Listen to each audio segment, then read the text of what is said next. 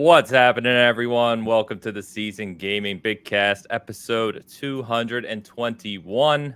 I am your host, Ainsley Bowden, back with my favorite cast of characters you see before you. And today, we have a special day because we are rocking... What's the official name, Hogue? Gaming Dino. Gaming Dino. Gaming Dino shows up on all four of our screens. He's hanging out with us today. Dan, I especially like the shirt. Travis, I especially like the tie. Yeah. Not available in the store. That's a custom for Tie Guy Travis. Custom made. It's awesome. I'm all custom. This is all custom made. It's all tailored. Proper fit. No, not tailored. Bespoke. It's different. It's more expensive. I spent more. Okay. I am your host, Ainsley Bowden, joined as always by these fine gentlemen you see before you. Mr. Rodriguez, how we doing, brother? Oh, man, I got something in my eye. It's driving me crazy. It says Joe under you. You're not Joe, last I checked. Nice. Well, I was hoping to keep that going. Yeah, man. Shout out to Mrs. Hoglaw for accommodating my fatness and giving us bigger shirts. I love it. You know, this is nice. It got room. It breathes. She's amazing. Amazing. It literally was like 10 minutes. I can't even, I said, hey, do you have any chance to get those in the bigger? Done. It was so fast. On the ball. She's on the ball. And by the way, you will refer to her as co-counsel. Co-counsel? There's no law. As always, the Hogue himself, who sadly is dealing with some damn allergies this morning. So you'll have to bear with him as we push through here. I think it'll be easier to bear with me. I'm not going to be nearly as feisty today, I don't think. But yeah, that's life in the spring and fall in Michigan. Is crap gets in your throat, crap gets in your ears, crap gets in your eyes. It's all good. Come to the Wolverine state. But no, I'm looking forward to it. It's lovely to see all the Gaming Dinos here. Gaming Dino continues to be one of our best sellers on the store, which is hilarious. And for those that don't know, this was done by my daughter, my youngest daughter, who's only 10. People love the Gaming Dino, so it's really cool to see. It's awesome. He's everywhere. He's taken over. So, and the Travis himself, IGN's 9th best reviewer, by the way. You're moving up in the world, my friend. That is way better than I think I actually am. So impressive that you would give me that compliment. Yeah, I'm ready to kick Hogue while he's down, devour his corpse, take over his seat, and then unfortunately, I'm also in dire straits. I do not have allergies this morning, which is rare, as you guys know. But I am being expected to attend a dog's birthday party after the show, which is like literally my nightmare. Like, oh yeah, the like Travis, like tell me, like, what do you care about the least? Like dogs and birthday parties, and put it into one event, and then I've just got to go to it. So like. I'm like in hell right now. Like I'd rather have Hogue's allergies because this is like, yeah, I'm really not looking forward to it. I'll challenge you on that, but I hear you, Travis. Yeah, dude, you go to a dog's birthday party, okay? Like, tell me. I'm reasonably certain I would trade today. Yeah. I don't even know. Like, what do you do? I don't know, Ains. I'm about to find out. These guys are psychos. I don't know why I'm going to this. Well, we could make a worse party for Travis, right? It could be a football fan's dog's birthday party where you're just going to watch the early ticket while you celebrate a dog's birth. I mean, football's fun to watch. With catered scooped bagels. With bagels. Oh, God, please. Bagels, dog's birthday. Wow. Wow, yeah, you guys are special out there. I'll say that you're special. Dude, this has nothing to do with California. These are just psychos that I'm hanging out with. So wait, did you get an invitation to it? Like, yeah, yeah, I did. I sure did. Was it 3D? Did it have barking? Yeah. Like you opened up. It's horrifying. Yeah. Do they watch the Bitcast? Either the dog or the owners? No, they're not nerds. They're just weirdos. Palo Alto. So it's something I have to go through because I'm engaged now and she has relatives and those relatives are weird. So go have fun. I'm just becoming Dan. Yeah. Just wait till you have kids. Not gonna happen. Yeah, but as long as they're not racist, you should be fine. They're not racist. I'll give them that. California's got that. We've got that one handled. We figured out the race thing. Now we just need to figure out, being normal at all. Yeah. Completely the reverse here in Kansas. All right. Oh man, good morning, chat. Good to see everyone this morning or afternoon if you're joining us from across the pond. We've got a big show today. We're going to be talking about obviously I was going to say surprise death of Stadia. I don't think that's the right word to use, but we're going to talk about the death of Stadia and what that means for cloud gaming in general. We're going to talk about, you guys aren't going to believe this. I mean, this is most shocking, really, is that Skull and Bones has been delayed. So we'll touch on that.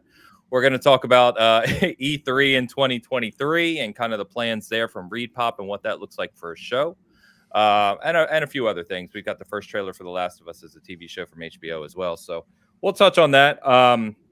Hogue, I may have you give a quick update on the old Xbox acquisition. It might as well just become a weekly segment at this point of Activision-Blizzard, because I see a whole bunch of chatter continually about it from people that really shouldn't be talking a lot about it. So I'd rather hear from you on it. But before we do that, I want to give a huge shout out. As you might have seen me post, or maybe I did, I don't remember. But we saw ridiculous growth in just overall traffic on the channel this week, like 150% higher than our kind of standard weekly volume. I think it's the highest actually it's ever been, or not ever been, but highest it's been this year in 2022. And a huge influx of that was actually Bitcast episodes, which is just amazing. So some of our counts and people checking out Bitcast is fantastic. So I just want to say that if you've been here with us, thank you for being here with us. If you are new here with us, thank you for checking us out. I hope you hang out with us. And it's been really encouraging to see, and, makes us a little proud of what we're putting forth here. So, all right, guys. With that, I have a question for you. So Sardinisms, who is in the chat, he reached out, I always say he, I assume everyone's a guy, which is not fair. So they reached out and asked a question which I hadn't asked or heard asked before, but I found it interesting. So I'm going to read this to you and just get your guys' thoughts. But it said that when discussing difficulty levels or accessibility in games, obviously accessibility being a big topic, more and more so with games lately, it seems like rhythm games and puzzle games are left out of the conversation. They can get very difficult and very nasty to try and get through. So why aren't they mentioned? Are they just too niche for people to think about? Are they perceived to already have adjustable and accessible difficulty? Some do, but certainly not all. Do people think that anyone who plays a rhythm game is signing up for that from the get-go? And if so, why does that logic not apply to other games? Just something that they were thinking about, and they've gotten a bit too deep into the train of thought to answer it myself. So I thought it was an interesting conversation. I started trying to think of rhythm games, the popular ones, and you talk about accessibility as it relates to that. Not necessarily difficulty levels, because I think you get those in a lot of these games, but accessibility makes that a challenge, I'm sure. So just posing that out to you guys. I would just say accessibility is a huge problem in gaming, and I don't know if it's ever going to be fully kind of answered, because there's some stuff you just can't get over. Like, it's a visual medium. Is it ever going to be accessible to blind people? Probably not fully. Rhythm games, they like Just Dance, if you're not able to dance, that's sort of just out the window. There's not really a solution I can think of that. There you go. Yeah. I feel like Ains, you're rhythm disabled. I think that's going to be a problem. So it's always an interesting question to me whenever I hear people talk about accessibility. It's fascinating. I love the stuff the industry is doing to try to make it accessible. I think there's always going to be stuff that, by virtue of the medium, not everything is going to be accessible to everyone. And I think that, we should all do our best, but that's just, it's going to happen. We're always going to kind of be moving in that direction. I would hope, and making progress with whether it's input devices or that sort of stuff, but not every game is going to be accessible to everyone. I think that's just nature of the medium. And but rhythm games are probably part of that, would be my guess. But yeah, I wish I knew more about it, the accessibility stuff. I'm probably not the expert to ask, but that's just my perspective. Yeah. I think I would agree with you. I've had the pleasure of talking to a few people around accessibility. In fact, way back, one of the E3s, I was talking to one of the design directors on the what's the controller that Xbox created in coordination with, you know what I'm talking about, right? Yeah. You can plug in with the buttons. I can't remember the damn name of it right now. But I was talking to them and just some of the challenges around that for about 15 minutes or so. And it's just, basically what they pointed out is, I think you're kind of alluding to, is that there's challenges that you don't even conceive of, right? They're still learning how many, just the vast array of challenges there are to make gaming more accessible. And I talked to man, I'm tired or something. The names aren't coming to me right now. The head of thank you. Yeah, Steven Spawn. I've done 2 interviews with him for the channel, talking about that as well. And he was pointing out, like, the the Xbox controller is a great device, but he's like, there's so many different disabilities and so many different things that people suffer from. It's just a constant challenge for developers trying to figure out how to tackle certain things. So it's not only controllers, it's things on the screen, it's sound, it's all these different design aspects, which is just incredibly challenging. And I think, to your point, rhythm/dance/puzzle games can add an extra layer of challenge to that even yet. How far should we expect developers for games like Guitar Hero or Just Dance or whatever to go to, be as inclusive and have as many accessibility options as possible? I mean, is it fair to say that we have to, account for every single kind of disability? I mean, that's almost impossible, right? So how far do you guys think that we should actually go to, or that the developers should have to go to with these accessibility options? I just think, they should keep trying, seeing how far they can get. They might not ever fully get there, but they should keep trying. I think it's a worthy thing to try and do.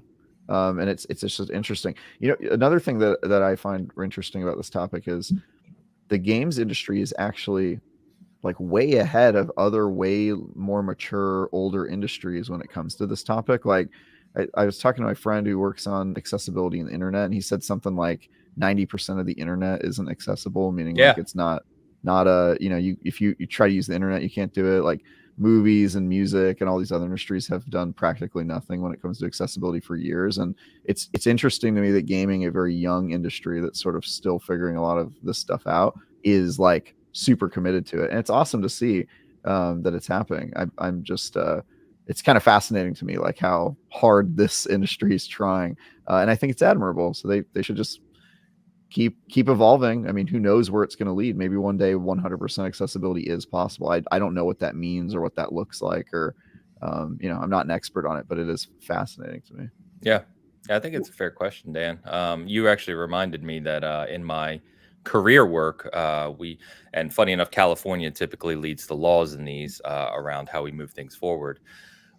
We had to redesign some of our applications to be more accessible, and some of the detail that you have to go into, like they were like, that blue is not blue enough, and your font size here is like 2 points too narrow in this spot, but it's 2 points too wide in this spot. And you know what I mean? Like, it's so incredibly detailed to meet these requirements. It takes a lot of time. So I think Travis is right again on it is promising to see the amount of work that goes into accessibility in gaming, and the companies like Able Gamers, like Special Effect, like all those other companies that work to help in that regard are, deserve more praise and deserve more support. So, and I'll go ahead and do a shameless plug right here that all merchandise sale at the Season Gaming store, profits go to Special Effect and Able Gamers, 50-50 even split. So check it out if you haven't. I suppose as the lawyer here, I will be the wet blanket.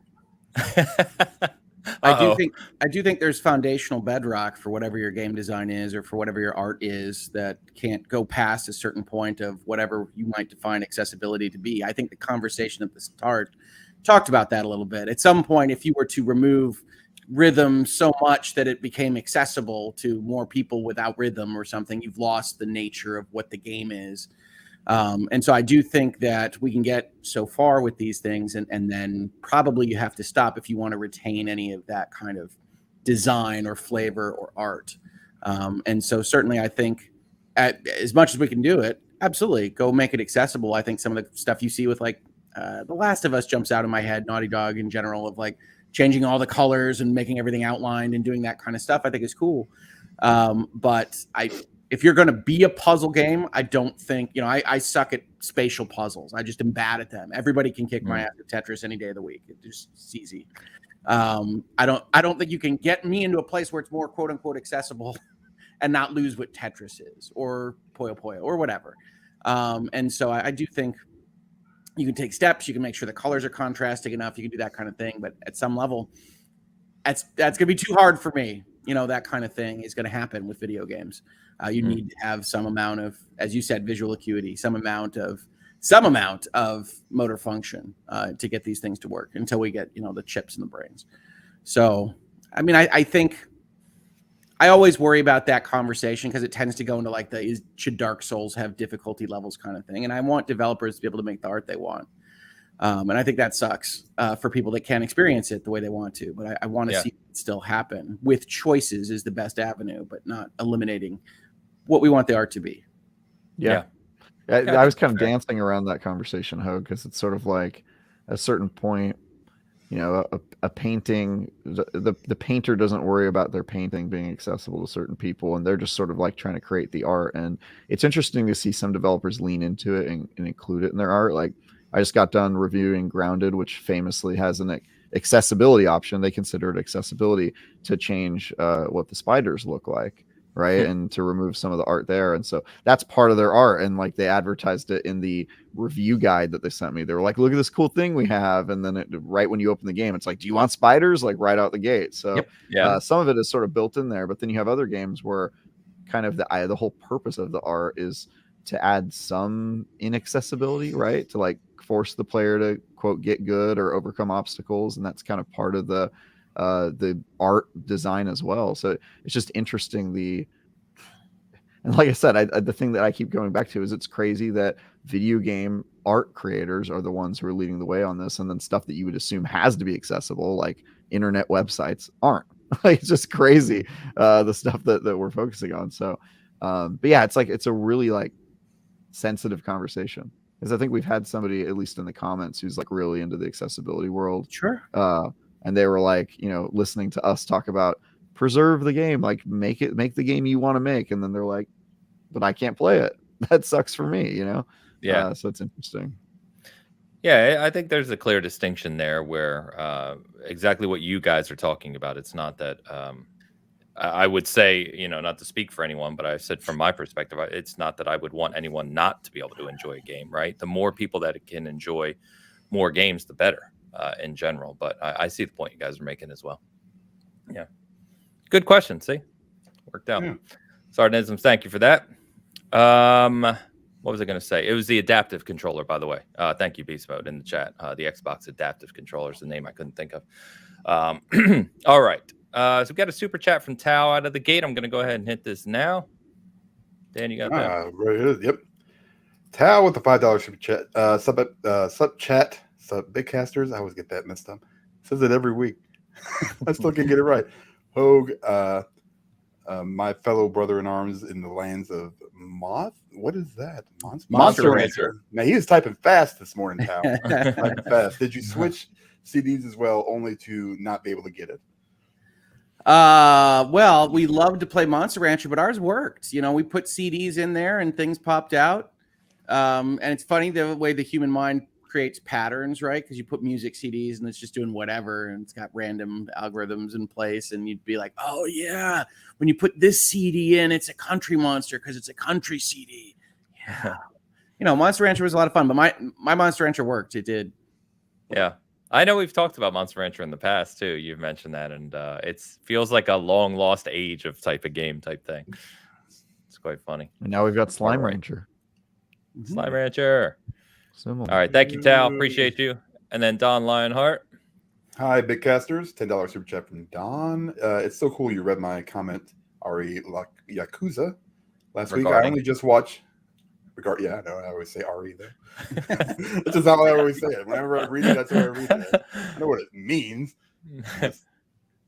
In my attempt to shorten this, I've now made it super long. I only just watched the episode. Also, still no power, Hogue. No power since before I said it in your chat on Friday. H&H. I'm so sorry. Is he in Florida? Is that what's going on there? Yeah, I would assume. I mean, that's the most logical thing, but I don't know. No power, so you're going on at least day 2, if not 3 at this point. That sucks. That's rough. That's very rough. Yeah, I hope everybody. Well, Don, no matter what you're dealing with, man. Hope you're doing okay. Hope you get power back soon. But that's man, all the best. All right, gents. let's get back to the conversation of what we're currently playing. So I'm going to start with you, Travis, because you've been talking about Grounded for a couple weeks now, probably more than you should have. Your review is out. You gave it a 9. I'm seeing quite a lot of chatter about it, more than I expected for kind of a smaller game out of Obsidian. And I think a lot of people are starting to come to a similar conclusion as you, which is this game wasn't really high on my radar, but it's become one of the favorite things I've played this year, and I'm really enjoying it. Talk on it. I mean, it's certainly one of my favorite games this year, and I was completely surprised by that. It's one of those games I played a couple times. I played it when it first came out in early access, and I was like, all right, this is fine. You know, it's an interesting idea, but there's not really a lot here. I played it a year later for a preview, and I thought, all right, they've added some areas. There's some interesting mechanics, but I still don't really have anything that grips me and keeps me in here. And then by the time I played the full version, I mean, from the second I saw the opening and, you know, it has like a story cutscene and stuff like that, I was like, oh damn, they finished this game. Like I'm like excited to see what it is, right? And it just wasn't what I was expecting. I mean, it has like this, it wears the skin of a survival game, but the more you get into it, you're like, I see what they did here. This is an Obsidian RPG masquerading as a survival game, and it's got all of these, amazing mechanics, like the labs, which are basically like end game dungeons with bosses, and like you have to go in and fight your way through them with your friends, and the building mechanics and all of the survival stuff that's on top of it sort of adds to that RPG element. It's got NPCs you interact with and quests you take from them and go on and that sort of stuff. And just the level of sort of polish really surprised me when I played. Like I was immediately like, this feels like now I see the game they were trying to make at the beginning. And I think it was kind of all the fantasy. It was the fantasy we all had when they first announced this game. We were like, oh, it's like a Honey, I Shrunk the Kids RPG adventure. Like who doesn't want to do that?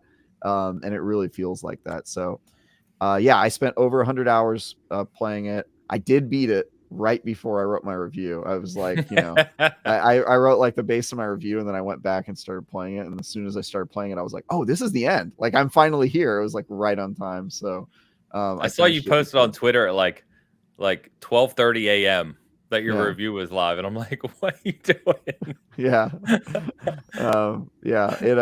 So I finished it, but that game really devoured my life. Like some reviews, you put as much time as you can into it, you try to see the credits, but you take it at a pace that is like healthy for you. Grounded, I felt like that wasn't an option. Like the more I played it, the more I was just thinking about it and being like, oh, I can't wait to get back in Grounded and like, do this next thing that I need to mark off my list. And just every part of the game was like that, where I was looking forward to that next thing. And it is just an incredibly addictive game. Even now, I'm on to my next review, and I'm like playing that one, and then in my head just going like, oh, but there's still so much I want to do in Grounded. So I probably will continue to play Grounded long into my life beyond the review, because it really just like gripped me. And a 9 for me is rare, so I think people have responded to that. They see a 9 and they go, oh, that's interesting, and then they see it's a 9 from me, and they're like, that guy famously does not give a high review score. So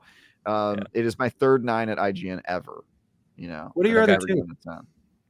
My other two were a game called Griftlands, which is a card-based social game. Fantastic game. And Genshin Impact was my other one. Like that was my first one. That game is fantastic. Man. Yeah, dude, I like different games. Why limit yourself? Play lots of different games. And apologies here for my allergic eyes. Staring into the camera, it was being a little much for me. So I'll come back if I can. But like, I'm here. Okay. Yes. So I put a few. I put a few hours into it the other night, kind of getting started on it with Pampa, who's in the chat. He adores that game, Grounded, and surprised at how kind of polished and beautiful and just neat. I need to put a lot more time into it, but I'm curious to see where it goes, because the first few hours are obviously really introductory. You're trying to figure out what's going on. You're trying to get kind of your core items and scan stuff and do all that. But I'm interested to see the things you're talking about, which sound great. But people seem to be loving it, man. Obsidian. We joke all the time around. Obsidian is just talented studio, man. So I played this when it first popped in game preview, and then I was like you. It's clearly more polished than it was, but I mean, I have to admit, I've played it probably 5 hours, and it didn't grab me, like you have suggested with in terms of being addicted to it. And it's like I see that it's good, I see that it's polished, and I've gotten. I don't know that I've gotten very far. I've gotten to the first kind of NPC major interaction area, right? And so I think it's cool, but I don't know that I'm going to wind up sticking with it. Because one, it's a lot harder than you think it is, folks. From the way it looks. Yeah, it is a mean game, and I wasn't expecting that, which is cool. I like that. I like that it is mean. But when I say it's mean, I mean it's mean. I mean, like if you get jumped and you didn't see what jumped you, you are done. Yeah, kind of mean. yeah. That's part of the addiction for me. Okay. At first, I want to say like if you don't like survival games, like if you don't like Minecraft survival mode, your attach rate is probably going to be lower to it. It is a game that really wants you to play with your friends. Right. And so I was going to ask you about your split on 100 hours. That's a long commitment. 100 hours. No, I did not. I played alone quite a bit of it. And then my friends would log back on for the night when, they were available, and then they'd see, oh, wow, Travis made a lot of progress. And so Travis has built a mansion. Yeah, he did a bunch of stuff. He leveled up, and I'm like, yeah, I explored this crazy sandbox you guys don't even know about, and like you have to get this special armor to run around it. And they were just like, dude, what's going on?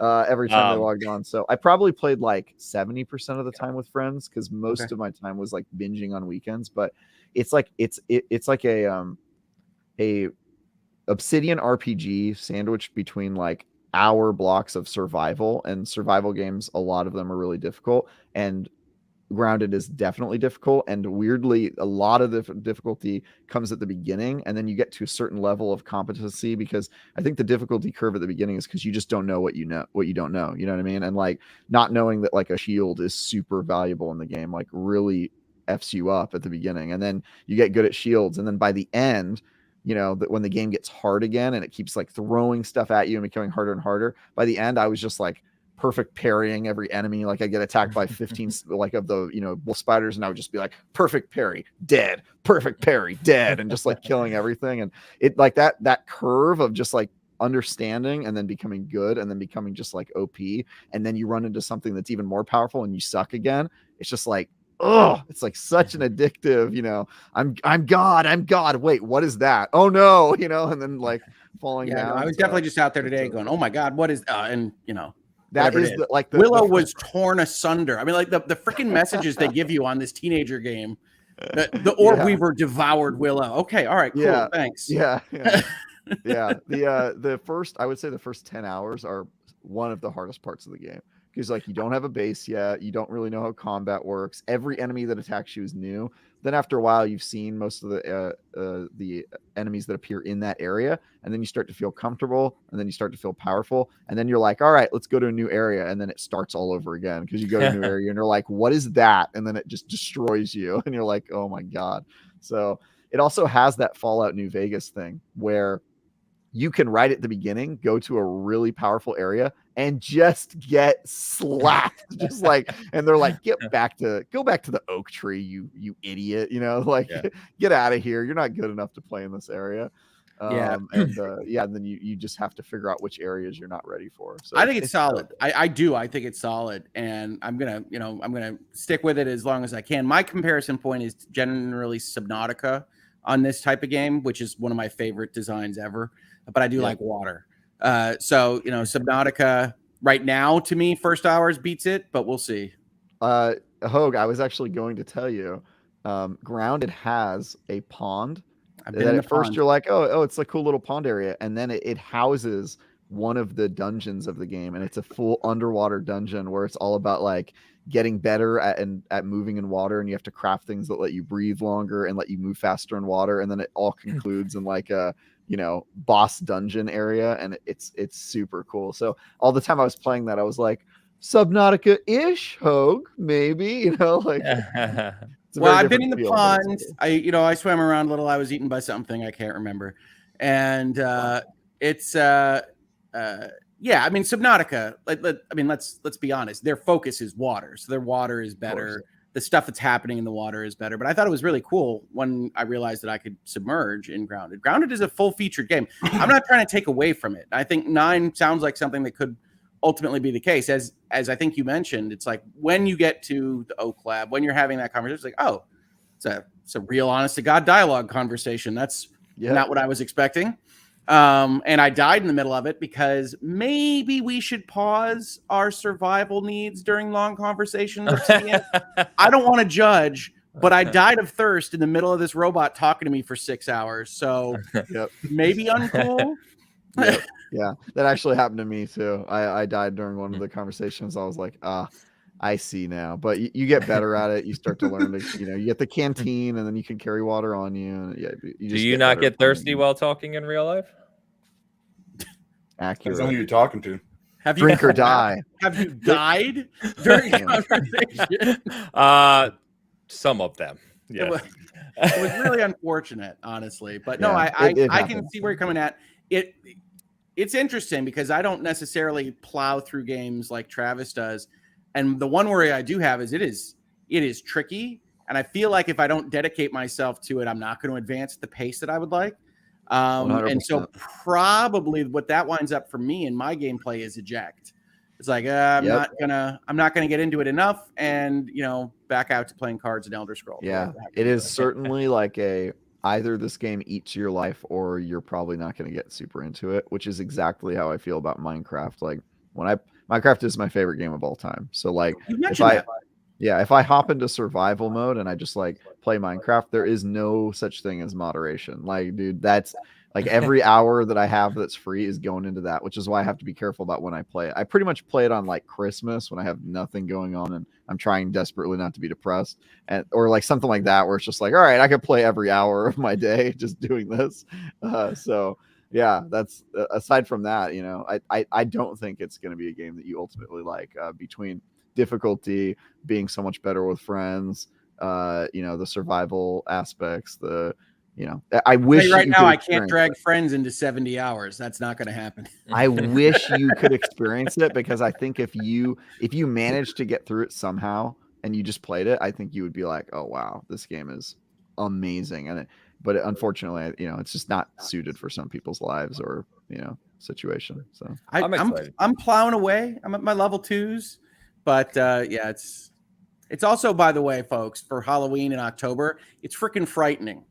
It is way scarier than it has any right to be, because I got attacked by freaking mites. I wasn't expecting it. Actually swore in front of my kids.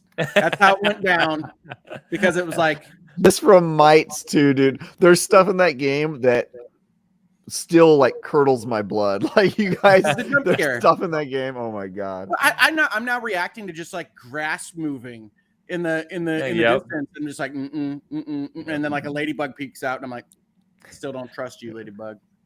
I was playing with Pampa, and he's like, don't get too close to the mosquitoes because those things are relentless. We're early in the game still.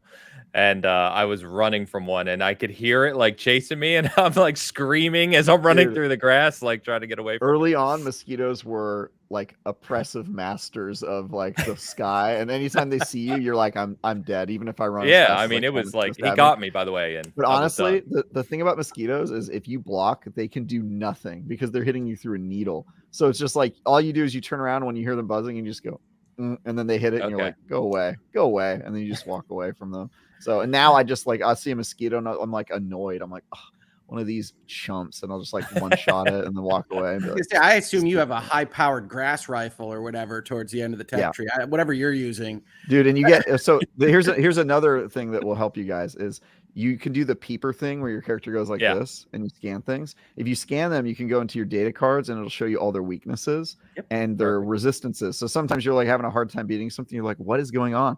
And then you'll be like, they're weak to that. And so now I'll be like, oh, mosquito, that's weak to fresh elemental effects and, stabbing. And then I'll just pull out like the perfect weapon and just be like, and it's gone. And I'm like, yeah, what's up, man? I know what's going on in this game. So I like that Travis's power fantasy was most fulfilled this year by this tiny dude. It is such a weird game. Yeah. Yeah, It seems like to your point, Travis, like when we first saw it, right, at E3 2019 or whenever that was, it was the Honey I Shrunk the Kids kind of fun Minecrafty like game. And to your point, it sounds like when you really get into it, it is that, but on a much, much deeper level, like an Obsidian RPG you would expect, which is really It really strange to is. think about. Yeah, get and the the farther tone. you get into it, like when I was like 80% into the story, and then something happens near the end game, and you're like, wait, what? They're just doing this? Like at this point in the game? Like what is happening? And it just changes everything about, like, it just enhances it, and you're like, dude, this is just it's just an Obsidian RPG. They fooled us all. They thought, oh, we're doing, because you remember in the early advertisement, they're like a game from a studio that's never done something like this, that you know, they're kind of making fun of themselves for like doing something out of their kind of house. And I think they did do something out of their wheelhouse, but they also put all of their expertise and bona fides as RPG makers in there. So they kind of tricked us. And I'm so happy with how that game turns out. And I'm now, like, my fiance turns to me like every day and she's like, so when are you going to be done with this review so we can play more Grounded? Like, she's like super into it, dude. Yeah. So that's awesome. So RJH says in the chat, who I agree with here, he says, I already liked Grounded, but when it first came out, but Travis's description's pushing me to play it again and go deeper into it. Great. Dude, do it. You will not regret it. Than when it started. There's no question there. Yeah, you will honestly not regret it. It is such a blast, man. It's probably my second favorite survival game of all time at this point. So to Minecraft. Yep. It's awesome. Okay. It's awesome. All right, cool. By the way, we got 134 people currently watching in the chat. Please hit that like button if you're enjoying the conversation. Help us out. As we always like to say, help the algorithm, because YouTube is a fickle beast. All right. Subnautica is 3 for me. I'm with you there. I thought you said you gave it a 3, and I was going to fight you. Oh no. That's where I was. That's where I was too. All the allergies started clearing up. They aren't. You can honestly, if I could do that, that would be worth it. Go back to your logo. But no, Subnautica I love. Actually, Subnautica, I can't remember the sequel, which is effectively Subnautica 2: The Frozen North or whatever, is my favorite of these. Nice. But yeah, no, I like Grounded. Like I said, what was really startling is like, wow, I feel tenser than I thought I would playing this, and it's harder than I thought it would be. Yeah. Luckily, I have like a Sherpa. Like Pampa's played that game since launch, and as it's evolved, and like you, Travis, I think he said he's over 100 hours now. So like as we're playing, he's like, all right, grab this, all right, craft this, all right. So like he's teaching me all the stuff as we're playing, which is helping, because otherwise I would be dead a lot more. It's good to have a buddy. I'm glad I didn't. I'm glad I was just out in the open, and yeah, it's great not being able to Google things, not having that sort of like thing. Yeah, I'm so happy with the game. Yeah, I'm playing it your style, Trey. I don't know anything. I'm good. That's the way to do it, man. I think that's better. That's how I play survival games, because I like, oh, you actually have a whole mechanism to do X in there. Like Subnautica does that the whole game, and I think Grounded is too, because it's like, oh, we got a base builder in here. All right. I mean, like that. Yeah. And then it's like, oh, I unlocked the ability to build on water. Interesting. How can I use that? You know, and yeah, the RPG stuff is great too.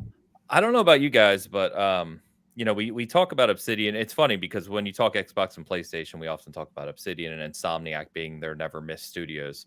And Obsidian feels like Grounded was this little side project, right? From what we've heard of what they were, and they allowed them to just go full bore with it, and it turned out incredible from what we're seeing, right? Very high. It's not only just you, Travis. I mean, it's highly regarded across all the kind of critical reviewers that I saw, which I don't know about you guys, but for me, it's making me even more interested in Pentiment now, because Pentiment showed and it was like, that looks like a weird game, right? Like something completely different, but it's Obsidian, and we know the writing pedigree behind it, and we know Obsidian's pedigree. And now I'm like thinking, look, Hogue came back on camera to give me the look.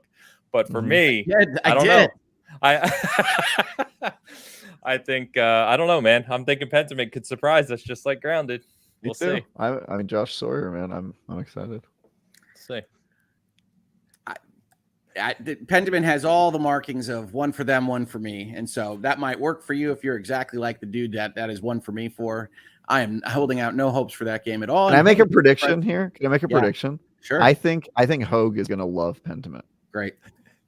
That's my prediction. Honestly, I think he is. I think he's gonna play it and he's gonna go in with like, all jaded and stuff. And I think he's gonna be like, oh, I don't know if I'm jaded. Yeah. To me, Obsidian is not this guarantee that you guys have suggested. Obsidian had long made things that were slightly broken. I am not an Outer Worlds fan. Really? Outer Worlds was great, man. No, I think I that was a good proof of concept. Yeah, well, I mean, and now they're putting their resources behind too, right? I mean, like that's what the studio is doing. So to me, that's just a wasted company for like a decade. So that's fine. Wow. We're here to have opinions, right? Yeah. So yeah, Outer Worlds didn't work for me. It was way too superficial and sophomoric and not as effective as even their older games. And they put more energy into the next one. Okay, good luck to you. I actually like their DLC to Outer Worlds better than the main game. But Grounded seems to be something that's better. Pentiment, I don't know how many people they even put on Pentiment. I thought it was even a smaller team than Grounded from the descriptions of it. Sounds small. Yeah, it does. So, we'll see. Like here, the beauty of Game Pass. Yep. I will download it. Yeah. We'll see I hopefully am going to be reviewing Pentiment. So I will. When is that slated? Is that November? It's November. Yeah. So we'll see how that turns out. But everybody says I sound jaded. I'm not jaded. There are going to be companies that people like that Obsidian has never really impressed me that much. So there you go. Man, wow. No Fallout New Vegas, no Knights of the Old Republic 2, no. Knights of the Old Republic 2 was broken when I played it. And you can say it's not their fault. That's fine. What was the other one you just said? New Vegas. So New Vegas was also broken. Like I had major breakdown problems with New Vegas. So I never had that experience. That's just called Fallout, though. Yeah, that's Bethesda's. All I'm saying is like I remember that breaking down on me like in a way that it wasn't recoverable and I had to restart. Yeah, and like that really definitely had bugs. Sours you on a game. So that might not be Obsidian's fault, and I got the bad role there because everybody talks about New Vegas, and it just didn't work for me. Fundamentally. All right. We'll see. Obviously, jury is out, but we'll see what's delivered with it. What else you guys been playing, man? Anything good? I don't have anything to add. I'm still on the Halo and Apex, and I played some Last of Us this week, which I think we've talked about a million times. So I've got nothing to add to this weekly conversation. I've been playing Valkyrie Elysium. Nice. I've been playing. You said before it was very strange, but you told us when you and I talked on Friday that you were enjoying it because of its kind of strangeness. I think both DioField Chronicle and Valkyrie Elysium is actually what I'm looking for the most part when I talk about like PlayStation 2 variety. I know people have heard me say that, but they are they're a little bit weird. They're a little bit strange. They're a little bit under budgeted. And I think DioField Chronicle is going to wind up being a cult classic. I talked about that last week. I think that one is really, really good and has solved a lot of kind of real-time strategy problems on consoles. And will be looked on fondly. Will it sell right now? No promises there. Valkyrie Elysium, I saw got kind of riddled with some negative reviews. Honestly, I think it does what it says on the tin. It is a very effective kind of light action RPG game that takes kind of the melancholy feel of like the original Valkyrie profile and applies it to what apparently Square Enix thinks that is all people are interested in, which is action games. But the action is fun, and it's clearly again under budgeted compared to whatever you're looking for from a Final Fantasy 16 or some of these bigger games. But to me, it's exactly what you would expect. I've had a lot of fun with it. DioField Chronicle, I've had a lot of fun with. So I've been having an enjoyable time with those kind of oddball Square Enix games. But that's where I live, right? I tell people about Voice of Cards and dungeon encounters and things like that. They make weird stuff, and it's almost better than the big stuff that they make for me. Nice. I've been playing Hitman still, and you're like me. It's week? Like yeah. I mean, I did add a SSD to the PS5. Okay, and that is a lot more annoying than you think it is. It doesn't seem like it's super. It seems like it's super simple, and it is. Yeah. It's really kind of irritating, especially if you buy the heatsink separate from the SSD, and then you have to line up all the stupid little holes, and it's just like, gosh dang it! Like when I got the SSD for the Xbox, the little expansion, which I paid way too much for in retrospect. They're expensive. God, they're expensive. Yeah. Obviously, it's way simpler. I'm still waiting for my Mad Catz version. I've been lobbying Mad Cats for a long time for a nice third party, It's not happening. Cool writing. Yeah, I know. It sucks, but I did add that, and it works, so that's nice. But short of that, that's a great user feature, consumer friendly. It's all of the walled garden of a console with all of the having to tinker of a PC. It's a perfect combo. What it is. It's an interesting case study in that sense, because it has proven out in terms of price point over the past 2 years, where you can upgrade your storage on the PS5 for far cheaper now than you can on the Series X. Yeah, which is great. But it is interesting that they literally designed a console that you have to take the panels off and install a hard drive yourself, which in the console space is not typical. No. It's a really light install. Yeah, don't let Dan oversell this. I've seen videos of it. It doesn't. And Joe is saying it takes 3 minutes. It is. It's like it's pop, unscrew, plug in, screw, pop. I mean, it's like I'm bad at this stuff, true. Dan. That is true. If you get the SSD with the heatsink already connected and ready to go, and you just plug it in, probably super simple. But when you buy like I did, an idiot, the SSD where you have to actually attach to the heatsink, the problem comes in where the groove that you have to put into that little set screw that they put in there doesn't match up exactly like it's supposed to. The groove on the SSD is actually a little bit smaller than the groove on the Just imagine explaining this to somebody's mom, who's going to buy this for their kid. Like, it's such a crazy thing for me. Okay, but step one, why in the world would you buy it without a heatsink?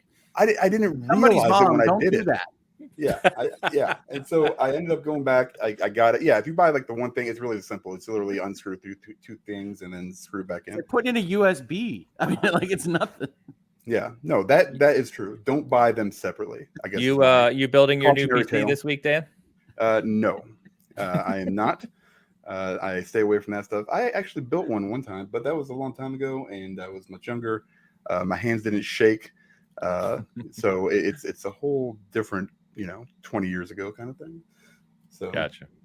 Yeah, it's fine. Yeah, it's great. I mean, I like having that option to have that, paying a little bit less for what I have to, but really it's just the ease. I don't know if it's $100 worth of ease, but it's definitely something. It's at least $25 to $50 worth of not. And this is 45-year-old Dan that just he can't be bothered with this stuff, so I get frustrated really easily. So my bad. Can I ask you why if you play all of 2 games, why you need an expanded hard drive? I don't know, like sometimes I get like a bug, and I'm like, oh, I think I'll play that, and I have a really short attention span for like certain games. Like I just downloaded the entire Yakuza series, and I was just like, okay, I'm gonna have all that on there. Maybe I want to jump over to this. Maybe I want to jump over to that. Do you need multiple of the same series at once? I really don't. It's more of like Travis can kind of speak on this a little bit. He's got tons of hard drives. It's kind of just having it there, and it's the feeling of having it accessible at any given time. My PlayStation library is much, much smaller, and this obviously I'm not going to have access to everything, but it's nice to have access to the stuff on a moment's notice. I mean, and the PlayStation 5 hard drive is way too small. I mean, like it is. There are 125 gig games. Yeah. No, for me, it's a flex of like, oh, my friend comes over and I'm like, oh, you want to play a game? And they're like, yeah. And I'm like, I got 3,000 games here installed on my Xbox, 36 terabytes. Take your pick, all installed. Just click play, dog. Like, and they're like, what? And I'm like, yeah. So I got you. Play. Yeah, that used to be me until I gave all my hard drives to my kids. Travis's flexes today are interesting, aren't they? Yeah, it's the Dino tie, man. It's the Dino tie. Gives me power. It's also Hogue just being down on one knee. It's like, yeah, kick him, cut his throat out, devour the old, replace it. Cut his throat out. Yeah, all right. Yeah. Hey, man, I think Grounded's told me worse. those kill messages are violent. Allie Hoops has had her throat slit, and her insides is sucked out. Yeah, stuff like that. Yeah, that's quite funny. All right. So the moral of my story was buy the SSD with the heatsink already installed. Don't mess around with stupid third-party stuff. There you go. All right, guys. My next review is Slime Rancher 2, by the way, because Is it really? IGN hasn't gotten a review up for it, and they were like, "We need to review this game." Travis, You guys. So what's your status on IGN? So that's in game preview. You review that as it is. We review anything that they are selling to people because you can buy it. So if you are charging people money, we should be able to comment on whether it's good or not. All right, whether it's worth that money. So you guys have like a review up for like Baldur's Gate 3 and things like that? I don't know about that example. I mean, our other rule for IGN is that it has to have an audience. Like, people have to care about it. People care about Slime Rancher 2. And then just like what? Are you saying there's no Baldur's Gate 3? I'm not casting aspersions about Baldur's Gate at all. I'm just saying if we don't review a game, it doesn't mean that, you know, it follows our rules, it gets reviewed. It also means like it has to have a significant audience and, you know, yada yada, because we're trying to serve the most people we can on limited time and budget. So that like Grounded got 2 reviews. Like the guy John Ryan reviewed it before me, who's a great guy. He gave it a 6, which is probably better than I would have given it at that time. And then we re-reviewed it because people still care about Grounded a couple years later, and now it's getting its 1.0, so we'll review it again. And we've done that with like No Man's Sky. I think No Man's Sky got 3 reviews, and I reviewed it one of those times. So it just keeps evolving. Yeah, it just keeps evolving, and if people are still playing about it, there's still a conversation around that game, then it'll get re-reviewed. So but it's interesting because I mean, spoiler: Slime Rancher 2 is definitely not done. I mean, oh yeah. But they are, you know, they're charging people money for it. So it's if you had to grade it now, like, what would you give it? Is it worth the money if you were going to buy this game right now? So, yeah, I'm gonna give it a score, and then, you know, if a year from now it leaves preview and that sort of thing. It's just that people. Here's my philosophy on why games that are in preview should get reviewed is because A, I agree that if you're selling it, we should be able to comment on it, and B, some people do kind of, I don't want to say like intentionally sneaky stuff, but it's a little sneaky about them never having to face the music in the public forum of like whether their game's good, because they'll just keep it in preview forever. There's games that have been in preview for, you know, still are in preview now, and they were released a long time ago. And how long Fortnite Battle Royale was in beta. Exactly. And then there's then there's also like okay, our game's in preview, and then we sort of don't really finish it, and then we release a sequel, you know, and then there's just stuff like that where and this is Slime Rancher 2, their first game was in preview for a really long time as well. That's not saying anything about the quality of that game. I'm just saying, like, you know, I think these things should, I think our policy's right. Like, you should review a game like as soon as possible if it's being sold. If it's free, closed beta, open beta, blah blah, then people are kind of just playing around with it. That's one thing. But if you're asking for people's money, I think it's time for somebody to I think that's fair. Yeah, I think that's fair. And by the way, it's a tricky thing. I mean, it's just like not finishing a game to me. It's tricky because you can have a supporting base that has, you know, here's $30. You know, some of the models it'll be 50 later, that kind of thing. I don't know what you do with a review there. There are other ways that are essentially proto Kickstarters where you're getting something like an alpha build out of the money that you give to them. So I assume that it's, you know, you look at the facts each and every time. I don't have a problem with it. Say what you will. I think Slime Rancher 2 will hold up well. It's just like having played Slime Rancher 1, I did watch my girls play Slime Rancher 2, and it's like, oh, well, like there are going to be areas over there. Like the economy doesn't. There's things that aren't quite done. It's like they got it to a functional place, and then put it out there. And then of course Game Pass confuses that because I didn't pay anything separate. Correct. So yeah, but some people are paying. And sure, it's a I totally agree. Yeah, exactly. Like, that's the thing, is like, it's just a review. Like, what's the counter argument to reviewing it? Is like, if when they finish the game, we'll re-review it if people still care about it. But you might, but you're for when it's half done might stick on that. Like, I mean, to me, that's the counter argument. Is it's like, IGN decides what it wants to do and what it feels like and where it thinks the clicks are, the audience is, and that's totally fine. And I don't have a problem with you reviewing it. But like, if you decided not to come back to Grounded, for instance, Grounded sits with a 6, even though you would go through it and play and say it's there. If, like, for instance, people weren't rocking to it and there wasn't an audience there, I don't know whether you'd have the opportunity to convince IGN to say the score needs to change. Correct. So I think and there's certainly games that we haven't gotten back to because the audience has left that game. And that's sort of the point, right? Is when do they need the review? When do people need the review? Do they need it now when lots of people are asking questions about this game and wondering if it's good? Or do they need it 2 years from now when it's done and nobody cares? And so Right, I would but say IGN reviews has are the power. IGN is a platform, right? IGN can correct. move that needle. It's not just what you're living with. You create Correct, but audiences to some extent. Correct, exactly. Yeah, that's for sure true. We have a responsibility and we wield kind of like a lot of influence. But the question is like if we are here to serve the people, which we are, like that's kind of the job of being a reviewer, right? We're there for them. We're there to inform them. Then when do we be useful to them? And I would just say that like if your game is irrelevant in 2 years, but it's fully finished but nobody's playing it, like that's a tragedy. Maybe you should have not released it in early access.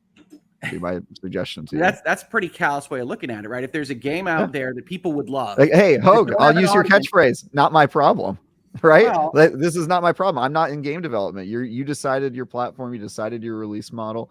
But you do decide your modus operandi and when to review and how to review those games. I mean, you're in charge of that. I don't know if it's a not your problem. It might not be my problem as the consumer, but I would like to know about games that got better, and maybe I don't get to hear that from places like IGN. So this is not a hard and fast stance. I'm not dying on this hill, Travis. I'm just looking at it and saying, I do think there are games out there that have market improvement that get slimed a little bit, no pun intended, and don't come back because, as you said, you have limited resources and limited budget. And so, No Man's Sky, everybody knows about No Man's Sky.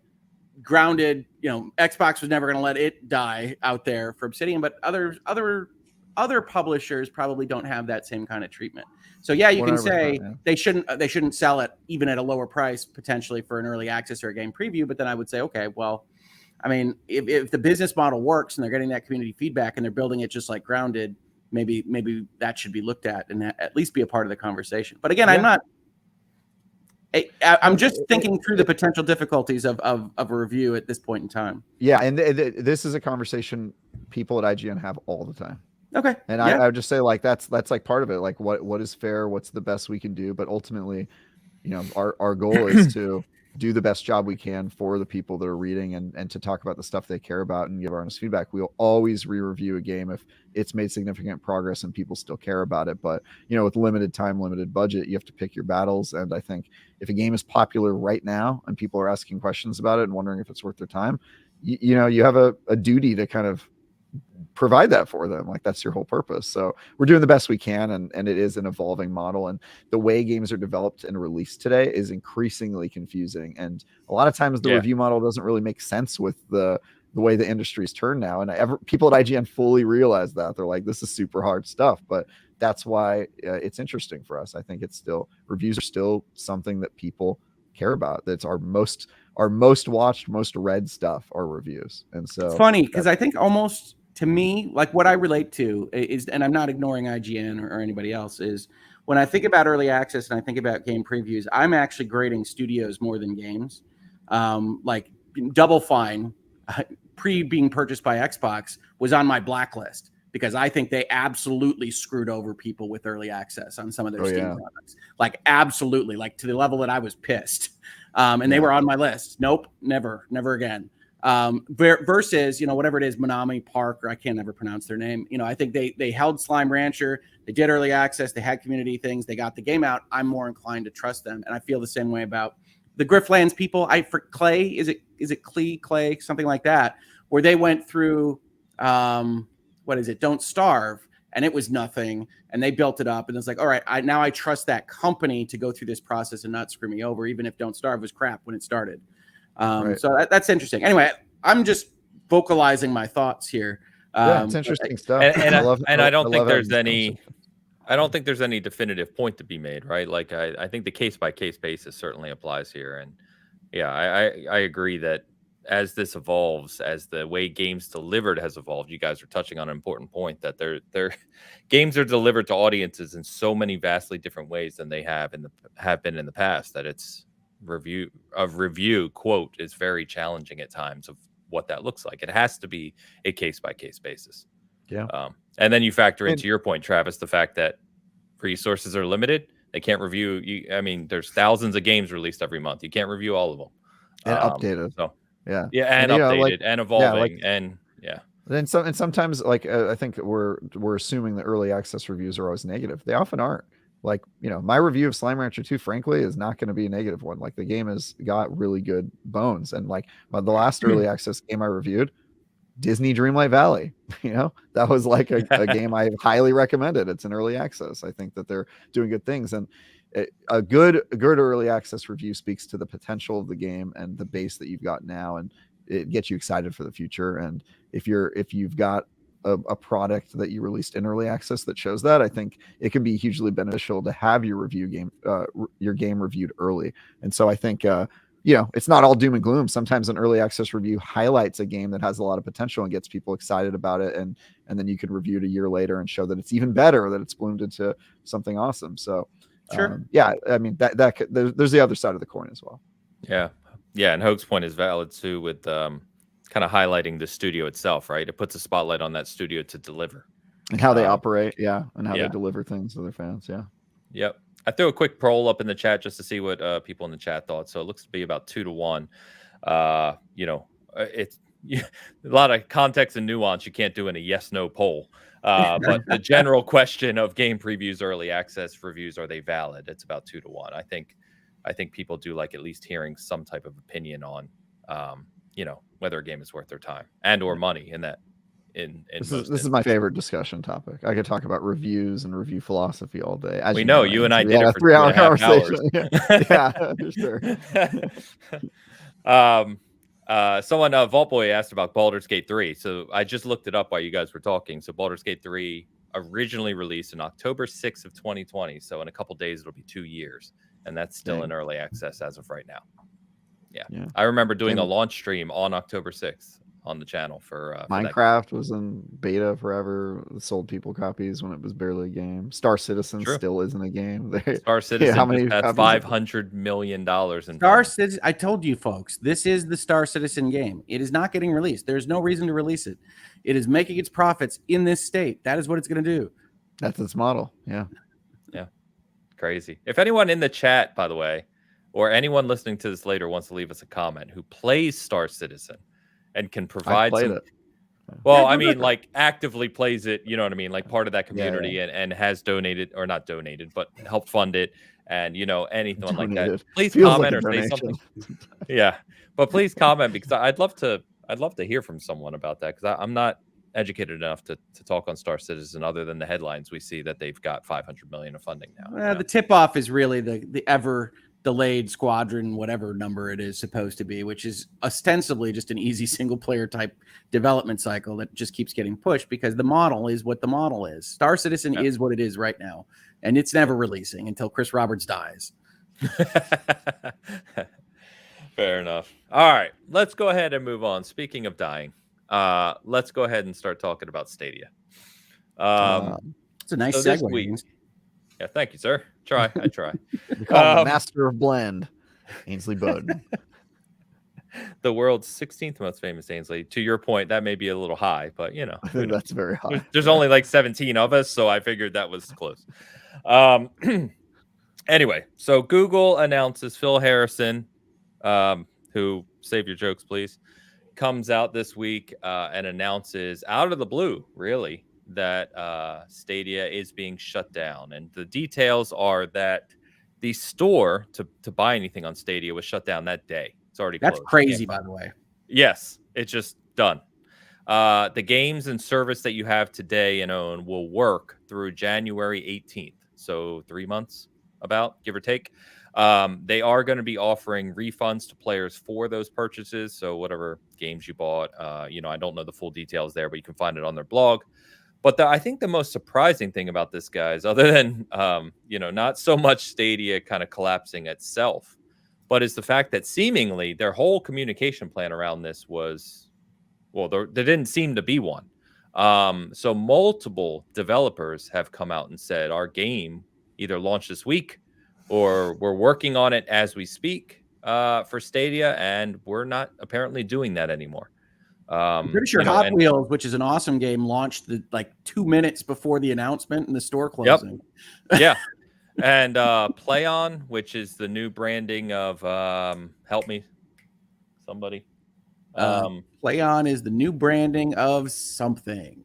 Yes, it's a publisher. I can't remember. It's a publisher, but they were posting like joke GIFs about Stadia because they had games that they were lining up to release on Stadia. So how you announce the entire closure of a service without even talking to your developers and your publishers, or even in some case, we've seen employees post on Twitter and other social media spaces about not knowing this was coming, is mind-boggling to me. I don't know how you do that. They probably were afraid of it leaking, because the last thing you want on your platform where you can still buy things is people knowing that, this purchases aren't going to last. And I think they did the best they could. They shut down the store so that people aren't making purchases on a platform that's not going to be there.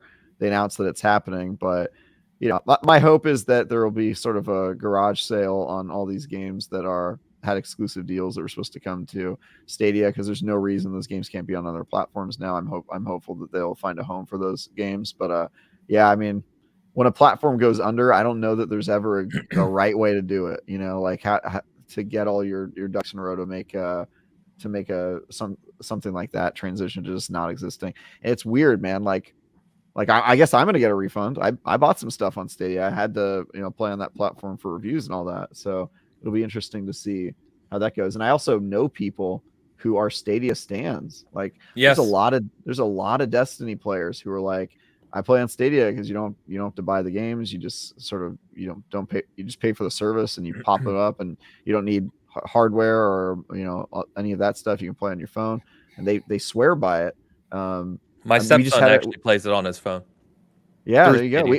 We had a guy on The Last Word a couple weeks ago whose online username is Stadia Time is his name. And he plays exclusively on Stadia. It's like his thing. He was on the show talking about it. And then like 2 weeks after he was on the show, they announced Stadia is not going to be around. So I have a feeling it's going to affect a lot of people, and it's super unfortunate. But yeah, what are you going to do?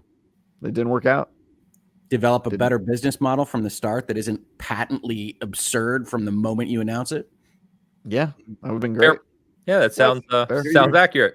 I mean, I don't think any of us are surprised for that reason, right? Like, we sort of. I think that's Stan's point. We're talking about Google. Well, it's ridiculous, right? The tech, they solved the hard part, and then they let the idiots with the beans count them in a ridiculous fashion, so that the moment it's stated, it's like, what market are you trying to hit there, idiots?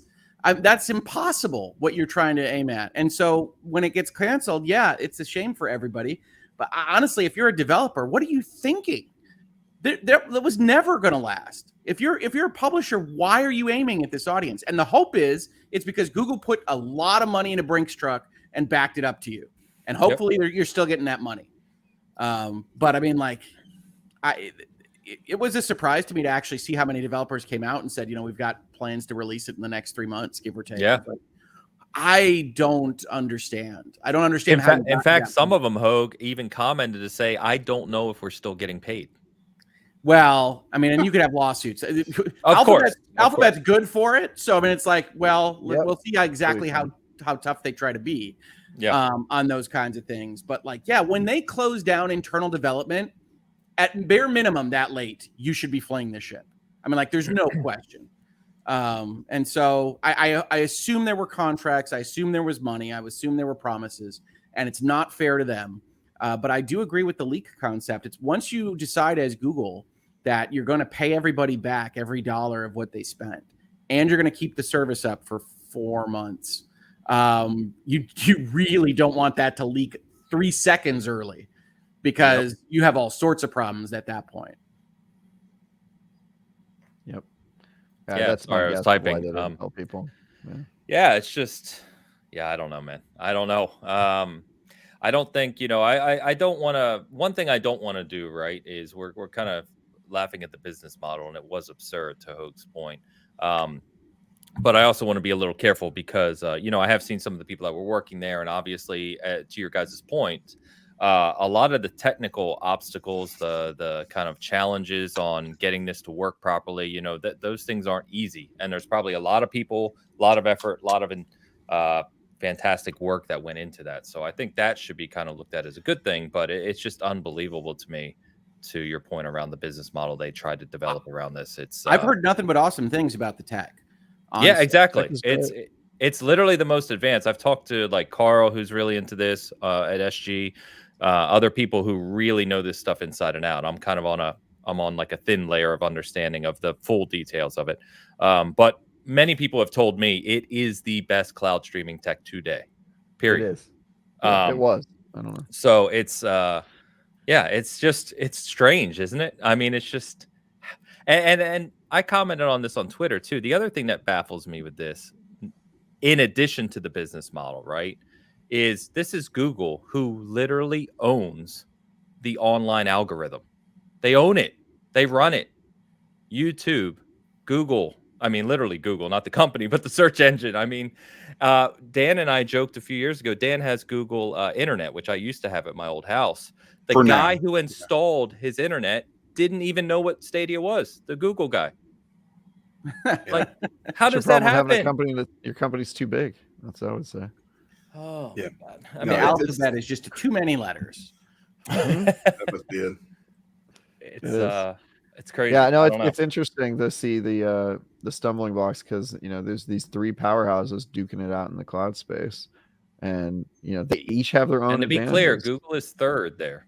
Yeah, they're the worst one. Yeah, I mean, if AWS ever creates like a cloud game product, I think it's probably going to be Luna, if you go talk to people about Luna is strong in terms of their tech. I don't know if Amazon's ever going to go commercial with it, but I've heard very good things from developers about Luna. Me too. I actually and they might pick the bones of Stadia, by the way, with all these developers that are used to developing on cloud. Yeah. If you're not familiar with Albert Pinello, he is an ex-hardware engineer at Microsoft at Xbox. He was a key part of the some of the hardware through Xbox generations, actually. And I've been fortunate enough to talk to him a few times. Super nice guy. He's at Amazon now with Luna. Star Wars traitor GIF, Traitor. What? It's the stormtrooper traitor. It's the terrible scene where a rando stormtrooper comes out and yells "traitor" at Finn. Traitor. Just if you black it out, Ames, it's fine. Okay, Anyway. yeah. You got to remember, I'm the Star Wars noob around here. You did get me to laugh, though, Travis. My point was that I actually reached out and I want to talk to someone about Luna because it's just sitting out there, right? It's Amazon. I have it right here. Yeah, you guys want to see it in action? But I'd love to learn more about it. They're kind of just sitting in the background right now, and I'm very curious about what they're building towards. So I've heard very positive things. They're Microsoft's real competitor, the next decade. Yeah, I mean AWS and then Azure. Azure is growing faster than AWS, but AWS is number one in the world in terms of cloud infrastructure. I'd have to look at the market share. I don't know that it's particularly close. AWS is freaking gigantic. Yeah, AWS dominates, and they have a lot in the past 18 months. You'd be okay. Yeah, Azure has grown it, but it's grown like in the business sector. Like I think sure, that's true. That's true. Yeah, I think AWS is not only huge, it's probably the better product of the three. I mean, that's why it's so huge. And they have Twitch, and they're Amazon with like the whole shipping thing, which who knows what advantages that brings. Like it's if you're Microsoft, you are scared of Amazon like turning them into something real, especially if they undercut your price and they do something crazy that only Amazon can afford because they have as much money as Microsoft. That's. Well, presumably they're not stupid like Google, and what you run is a streaming Game Pass alternative, and exactly, and you run Luna through that. Yeah, you make it $8. You know what I mean? Like they could afford that even if they were doing it at a loss. So, I mean, it's crazy. The one like thing that is an open question is like if Stadia was paying so much money for their games, like an ungodly amount. I'm wondering if maybe that's what's keeping Amazon at a distance. Is like maybe like. It's a huge bet, and I don't know why Stadia was paying so much. Maybe it's just getting developers to take you seriously or take that big risk to put all their chips in your basket or whatever. But like, I could see that being the one thing, or they're playing the waiting game. They're waiting for something to kind of change. But Stadia trying the exclusive, right? Like that's the same as Mixer. I think Amazon has learned its lesson on giant exclusive contracts and exactly how much needle that moves in the gaming space. But we'll see. I do. The only reason I mention them is because it is a name I don't hear a lot, and from people that I trust is like Luna is pretty badass. I was like, okay. Yeah. So- Controller shit. Quiet. But yeah, it's cool. That's fixable, I think. Yeah, it is. You don't like the controller? I No, love it's the bad. controller. Do you have a Luna controller, Dan? Yeah, I do. This is Dan, man. I'll grab mine right now. It's right over there. Dan probably has. It's He never I used. feel like it's probably like an Xbox controller, but it's very weighty. It's very heavy. It's a heavy controller. Man, I feel like I have most video gaming things. I do not have a Luna controller. Yeah, Luna controller. That actually, you That's know, not what an it looks Xbox controller? No, No, that looks like a Switch I Pro. mean they copied almost it, like a but Switch like Pro. the thing about it is like you really it looks like, oh, this is an Xbox controller, right?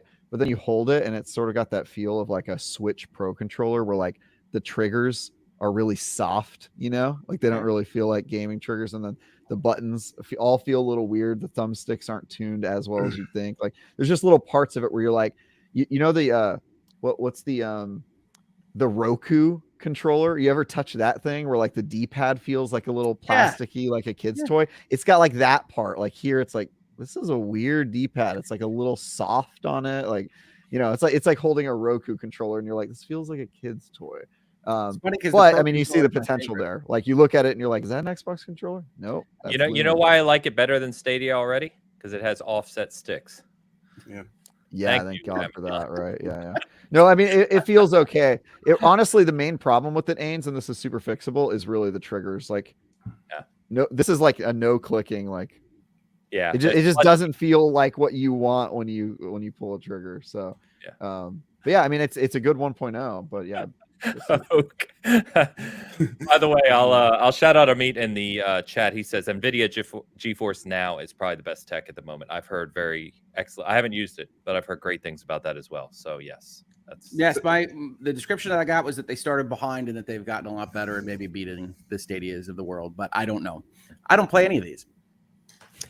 So what do you guys think Google does with this tech then going forward? Do they lease it out? Do they try again? Sell it?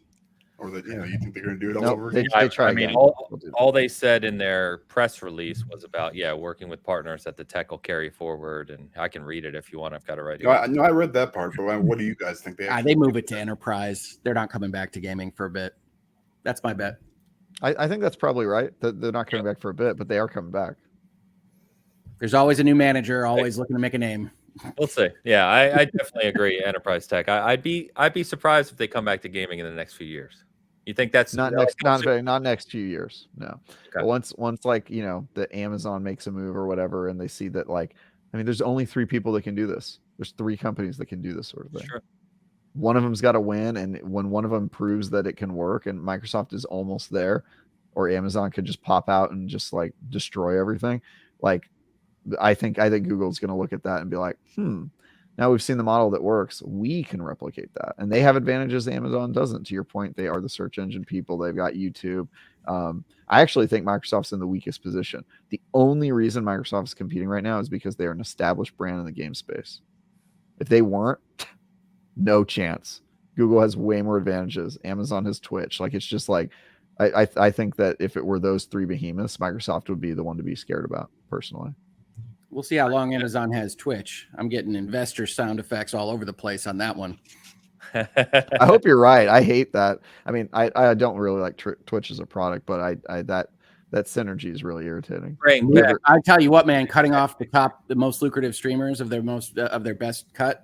That there's a whole lot of signals that somebody's unhappy with the revenue generation or lack thereof from their Twitch product, and that's the kind of thing, I didn't say this in my video on it, that's the kind of thing that can lead to an absolute scuttling and spin off.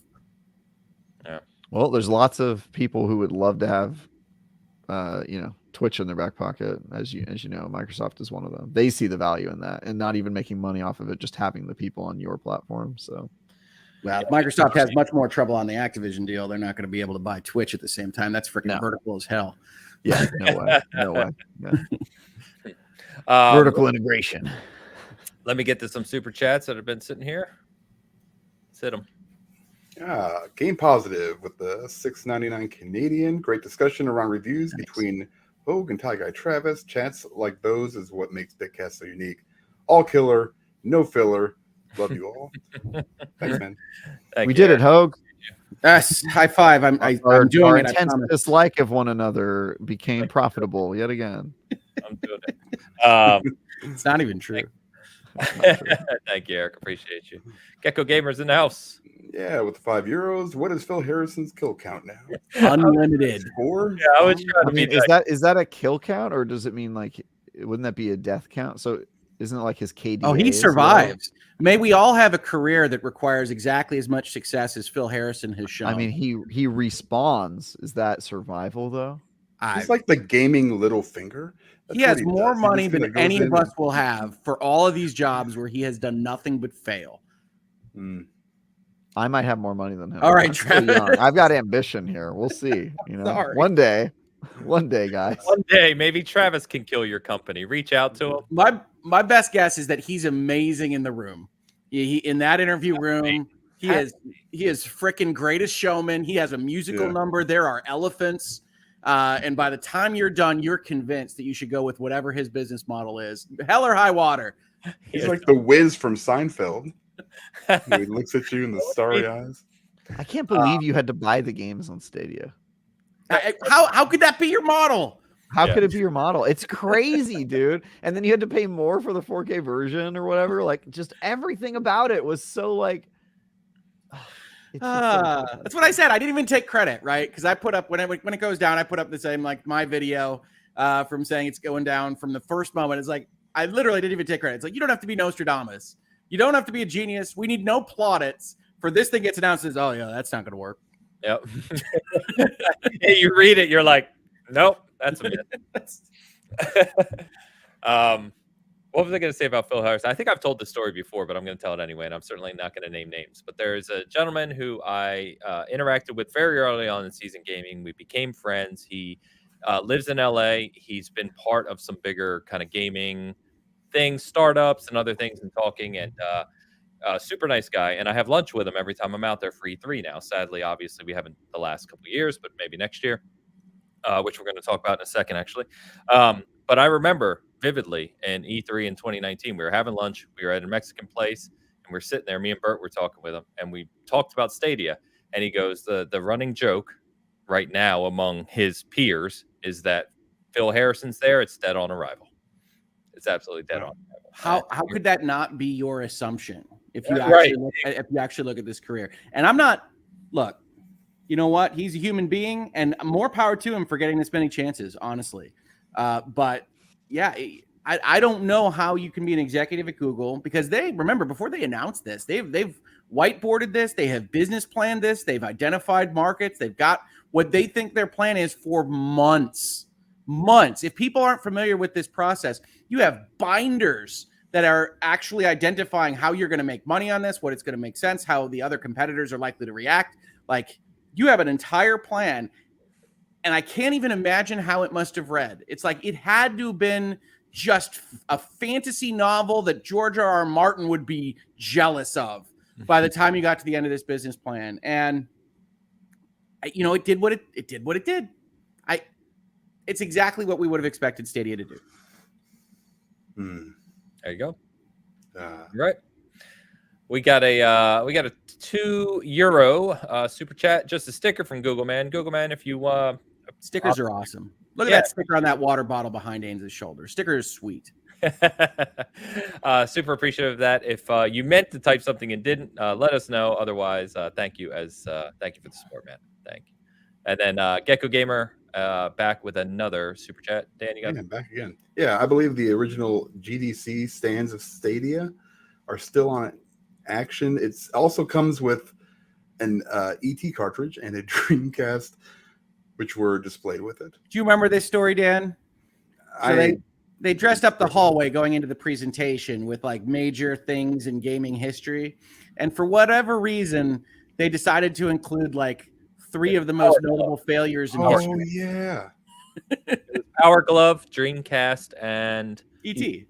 Yeah, and now they live among those.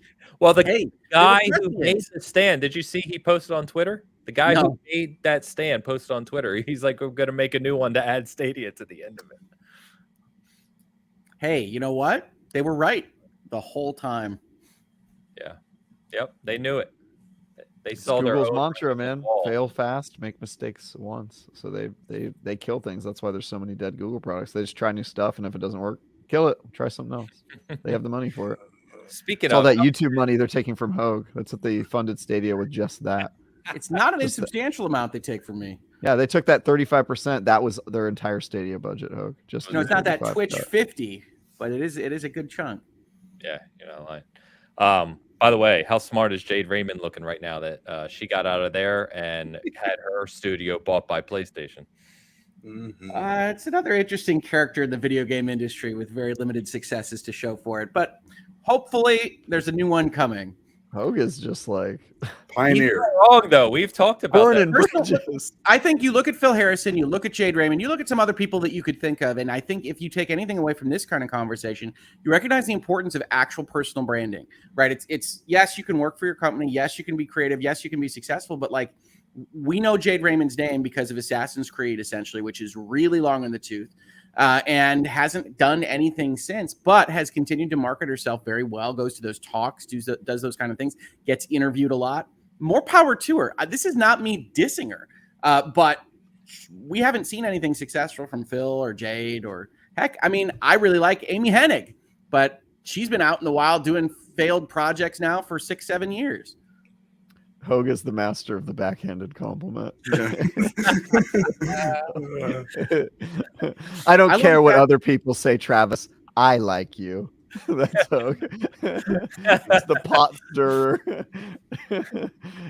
Maybe it's the kiss of death. You don't want me to like you, but look, as a business guy, it's like, hey, you go get your bag, man. But I don't have to be super enthused by Haven Studios or freaking Satya Nadella saying, well, Sony bought Haven. Get out of here. They're just trying to get Activision. Come on. Get out of here, man. Speaking of, we'll segue right there.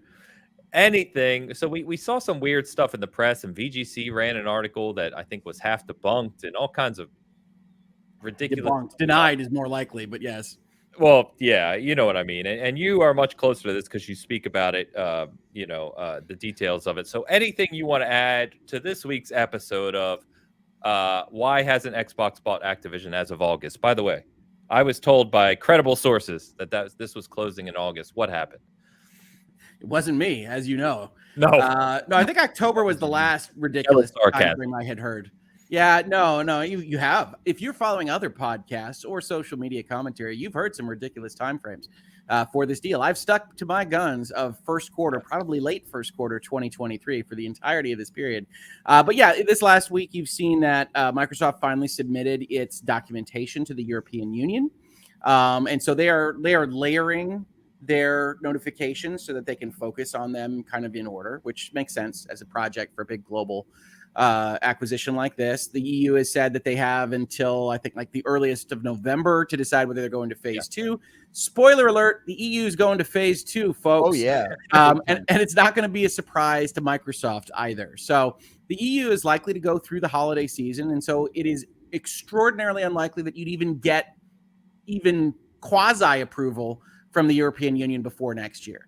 And so at this point in time, what you've got is a normal process proceeding. I think you saw some reports of Jim Ryan heading to Brussels in the past few days.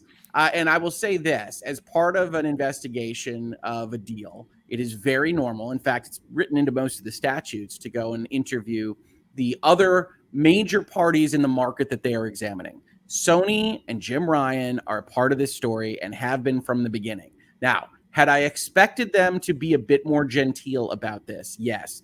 Did they start that way? Yes. I think what happened is they took a look at the political environment and said, oh my God, there's a chance we could actually get something real out of this if we go and we shout about it. And so I think you're seeing Sony take a slightly different tack than what they did at the beginning.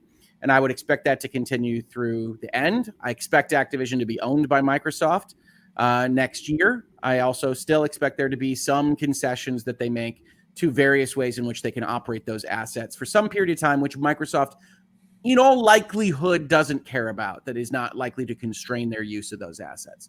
That's really the big conversation, I think, is exactly how much in terms of concessions are they going to be asked for. But that deal, I think, is going to go through. And if it doesn't, if they press too hard on it, that's not going to be the end of the story because Microsoft's going to sue for it. Yep, which you've commented on before. So I'm going to begin to call this segment As the Acquisition Turns, and we'll just have you. I tell we'll you have what, update. so many virtual legality videos if we go federal lawsuit. Oh yeah, so for many. sure. Yeah, that'll be your next Amber Heard for sure if that actually happens. Because it will honestly, it'll have a lot of drama. It'll have apparently. Oh yeah. Senators. It's gonna be the worst. Senators claiming that they should we should act on laws that haven't been passed yet and probably won't be. It's just lunacy. I think will happen. I mean, say what you will about either of these companies, and I don't particularly like either of them because I'm, suspicious of authority in general. Sure. But it's a Jewish thing.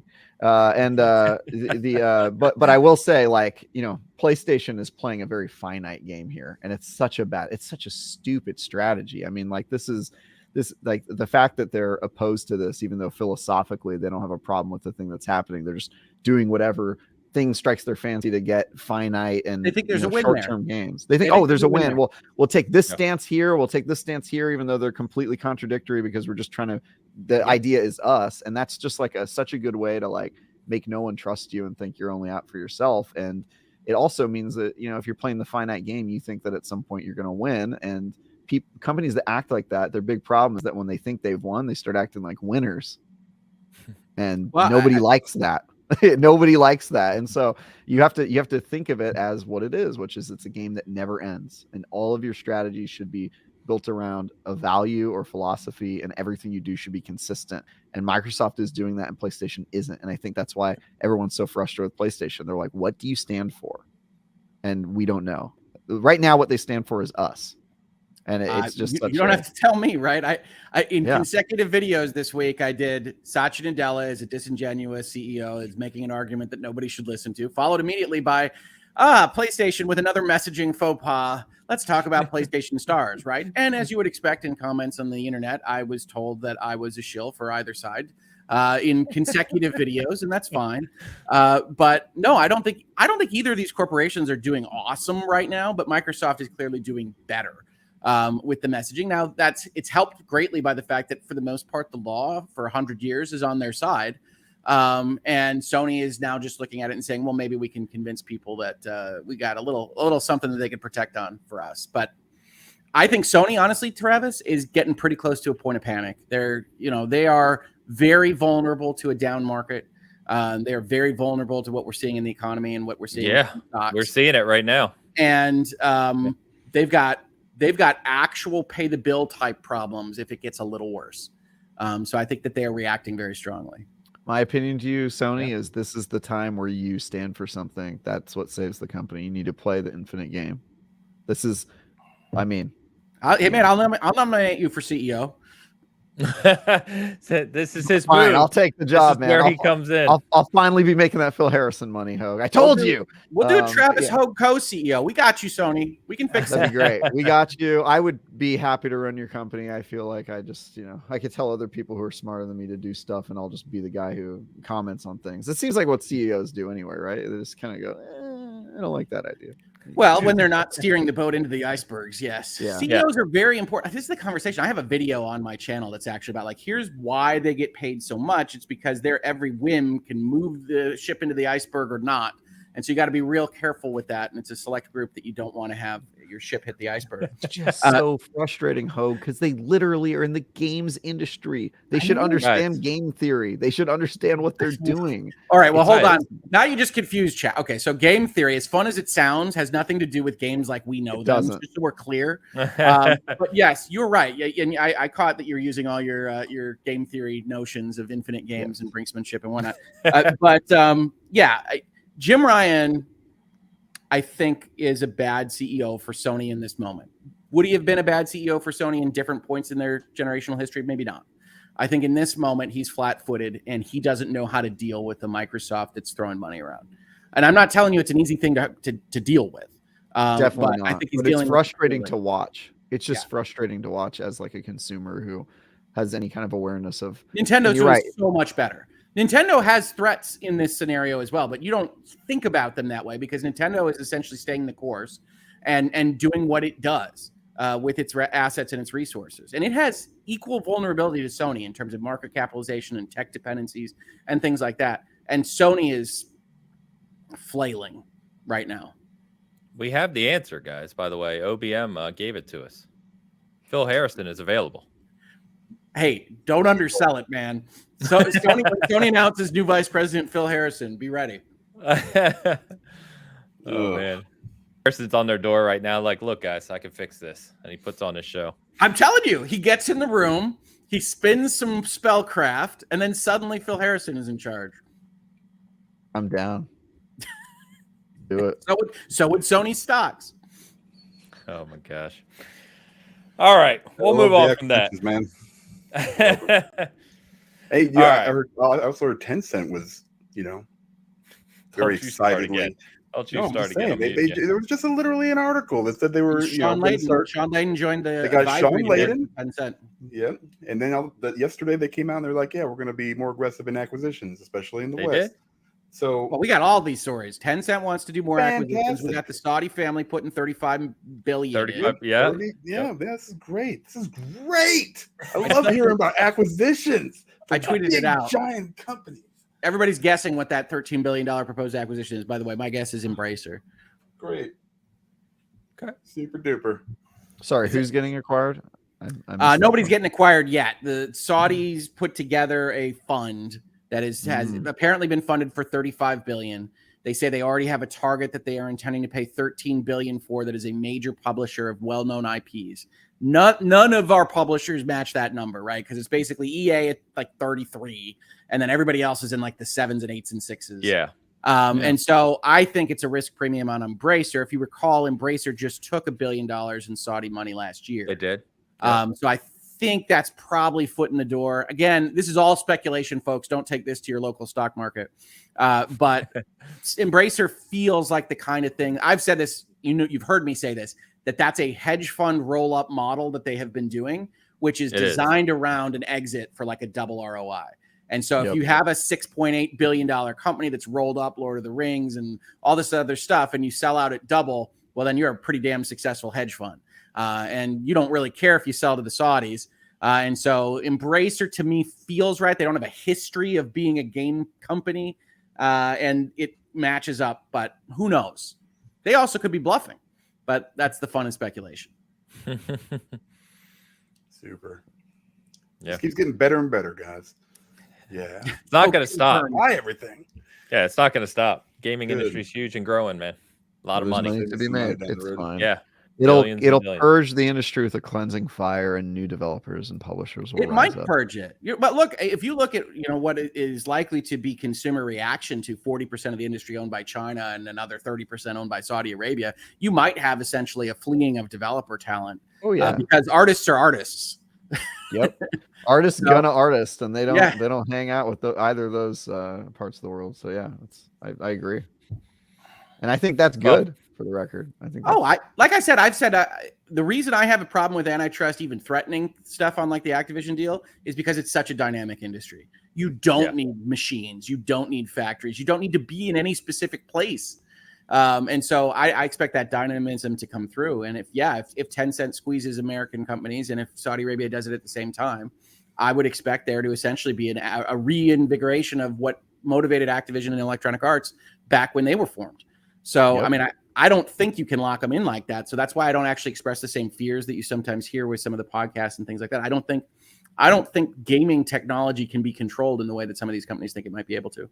Yeah, it's not. They're not buying oil reserves. You know what I mean? It's limitless creative. It's people you're trying to control, and people are going to do what they want to do, especially creative people.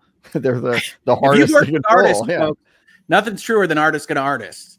Yeah, artists gonna go to dog birthday parties. They're gonna eat bagels. They're gonna do whatever they want. That's just how they roll, man. They're virile. We can't control them. Well, they're gonna chafe if the Saudi family tries to change what they're doing. They'll do that. Yeah, the Saudi family tells them no more dog birthdays. I would argue that you might have a little bit harder time in China than you would say in Seattle or something. With your creative expression. So we'll see what happens. Oh yeah. All right. I'm gonna segue from dog birthday parties somehow, but we're gonna talk about E3. Perfect. So wanted to E3 Just as coming much back. bark as it's Master bite. of Blend, Yeah. at it again. Yeah, there you go. At it again. At it again. E3, where there will be hopefully no dog birthday parties that we have to attend. But they finalized the dates this week, and they finalized their approach to the event. So this is being put on by Reed Pop in coordination with the ESA. It's coming back in about the same time period it always used to be, which is June 13th through the 16th. Specifically, and Travis and I have talked about this, and I know we DM'd over this, but I like the approach that they're talking about here, which is that June 13th and 14th will be media only, period, for the event. And then 15th and 16th will be open to fans. However, they're actually separating the halls. So if you've been to the Los Angeles Convention Center, there's multiple halls that connect. And basically, in the past several or few E3s where they allowed fans in, there was this kind of just mix of everything together. And it was a cluster F, for lack of a better word. So what they're seemingly doing here is recognizing the importance of journalists and what have you having access to be able to cover this properly and do their interviews and video recordings and all these, setups. They'll probably, I would assume, Travis, probably have space for like the IGN panels and setups and game spots and, the big companies. But that'll be in a separate place where they can do that professionally and organized without being interrupted, while they'll have a secondary hall where I guess whatever publishers sign on to be part of this will do their game demonstrations and stage performances and whatever else they decide to do. But sounds like a good approach on paper. Yes, I think this is the best they could have shown us as like a blueprint for what we're looking for. It tries to accomplish everything they want. I will probably disagree with you that it's going to be like IGN and outlet booths in the back. I think those will be up front with the publishers in like the public area, because part of what you're doing when you record is you're having like the people in the background and kind of like the displays, and you're like, you want to be part of the show. Yeah, Travis, Travis. Yeah, Travis. I think the yeah, exactly. They need to be shouting that, Hogue. You got it. Yeah. I'll be stand in the back. Yeah. And then I think the second hall is for, they've always had this at E3, by the way. It's just you don't really usually see it, but I think it'll be like the not pretty booths that don't have a lot of like displays or statues or crazy, theme park rides that you get to go on that have, Borderlands character on it or whatever. They'll just be like very nondescript booths where you actually get to see the stuff that they're not ready to show to the public yet. And you get like early access coverage and that sort of thing, which those have already existed. But they've been sort of deprioritized for like the fun fanfare part. And sometimes, I would go to E3 and I would have to run through like lines of fans waiting at a Nintendo booth who are all like, dressed up as their favorite Pokemon. and then you make your way up to the booth, and then you talk to some guy and you're like, what's that? And you're trying to take notes as everybody's screaming around you about the stuff. And I think the idea of separating that, which, by the way, that's great. I'm not knocking it. It's awesome. It certainly makes my job harder when I'm just trying to like cover things, but it's totally fine. It's fun. It's exciting. But I think separating that from like all right, time to get work done and like have meetings and like look at the demo of a game and capture footage and interview someone, that sort of stuff, I feel like needs a separate hall for it. And then, after I'm done with that, I'm happy to run across the way and then, look at all of the crazy stuff. But there was sort of like a weird like overlap where it's like they're trying to do two things at once, and it's very clear they're trying to do two things at once. It's like they're trying to talk to fans and give out swag and have people on mics announcing contests and giveaways and all that, and then like there's some like PR guy like going like, yeah, we're gonna sneak you into this demo a little bit early so you can see it and then get on to your next appointment. And it's just like there was a lot of kind of logistical problems with the way E3 was set up. So I love this for a lot of reasons. Early kind of get the press stuff out of the way, the media stuff, and the developers all mixing and mingling out of the way, do the fan thing at the back half. And then I imagine myself and other people who work in the industry will probably go to both, right? We'll probably just be a part of both, just for one for work and then one for just fun. And I think that's a fantastic model. So I'm excited, man. I'm just excited for to get back to E3, to go back to these sorts of events. I miss trade show events, and I'm really excited. Hopefully I'll see you guys there. You too. Yeah, Hogue. man. I want to get you out. Me? I've never been I want to to get you. Oh, Hogue, you're coming. Why not? You're coming, bro. Why not? Yeah. Well, I think the closest I ever came was being invited when I worked at Electronics Boutique. But no, I don't know. Do I get a media pass now? I don't know if I'm I'll media. get you a media pass. You're media. You can get a media pass. Yeah. You could get a media pass for sure just with your YouTube account. But if you couldn't, I would help you out. Come on, you got to go. California in June. I don't know. It's getting close to the last week of school. We'll see. California in June, a beautiful time to visit. I mean, our weather never changes, but that is also a beautiful time to visit. It's hot. It's hot in LA. I don't know. Maybe if I could have a Sherpa guide me around. I don't know. Oh, I mean, we'll talk offline. Busy. Do you like running in a suit? I'll tell you, that's what I do at E3. I run around in a suit. It's very I'm wearing sweaty. a suit in this vision of E3. I mean, in my vision, everyone's wearing a suit. No. It just looks like an old 1930s Yankee game. Yeah. If I had it my way. I actually lost you, Travis. My damn headphone disconnected, so I lost you while you were. It was all good stuff, Haynes. So some of that. So great. I'm glad you. I was talking about the fact that I think the IGN booths will be in the public area. I think that's the place for it. Yeah, where the panels and stuff are. Yeah. It'll be interesting to see how they break it up. But I like the approach. I'll definitely be there. I'm looking forward to catching up with a lot of people. I mean, just season gaming alone has changed a lot since we last did E3 in 2019. So it should be a good time, man. It's always a good time. So looking forward to it. All right. Now I have sad news to get to, guys. Let me get the super chat actually real quick from Real Radic. Yes, sir. $5 Canadian. Which of these is the most likely to buy Square Enix and why? Tencent, Saudi Wealth Fund, NetEase, Sony, or Microsoft?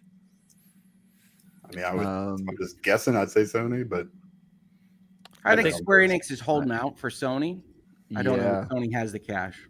I think that's what they want to. I think Square Enix probably wouldn't sell to Microsoft, even though Microsoft wants it the most because they need that in their portfolio.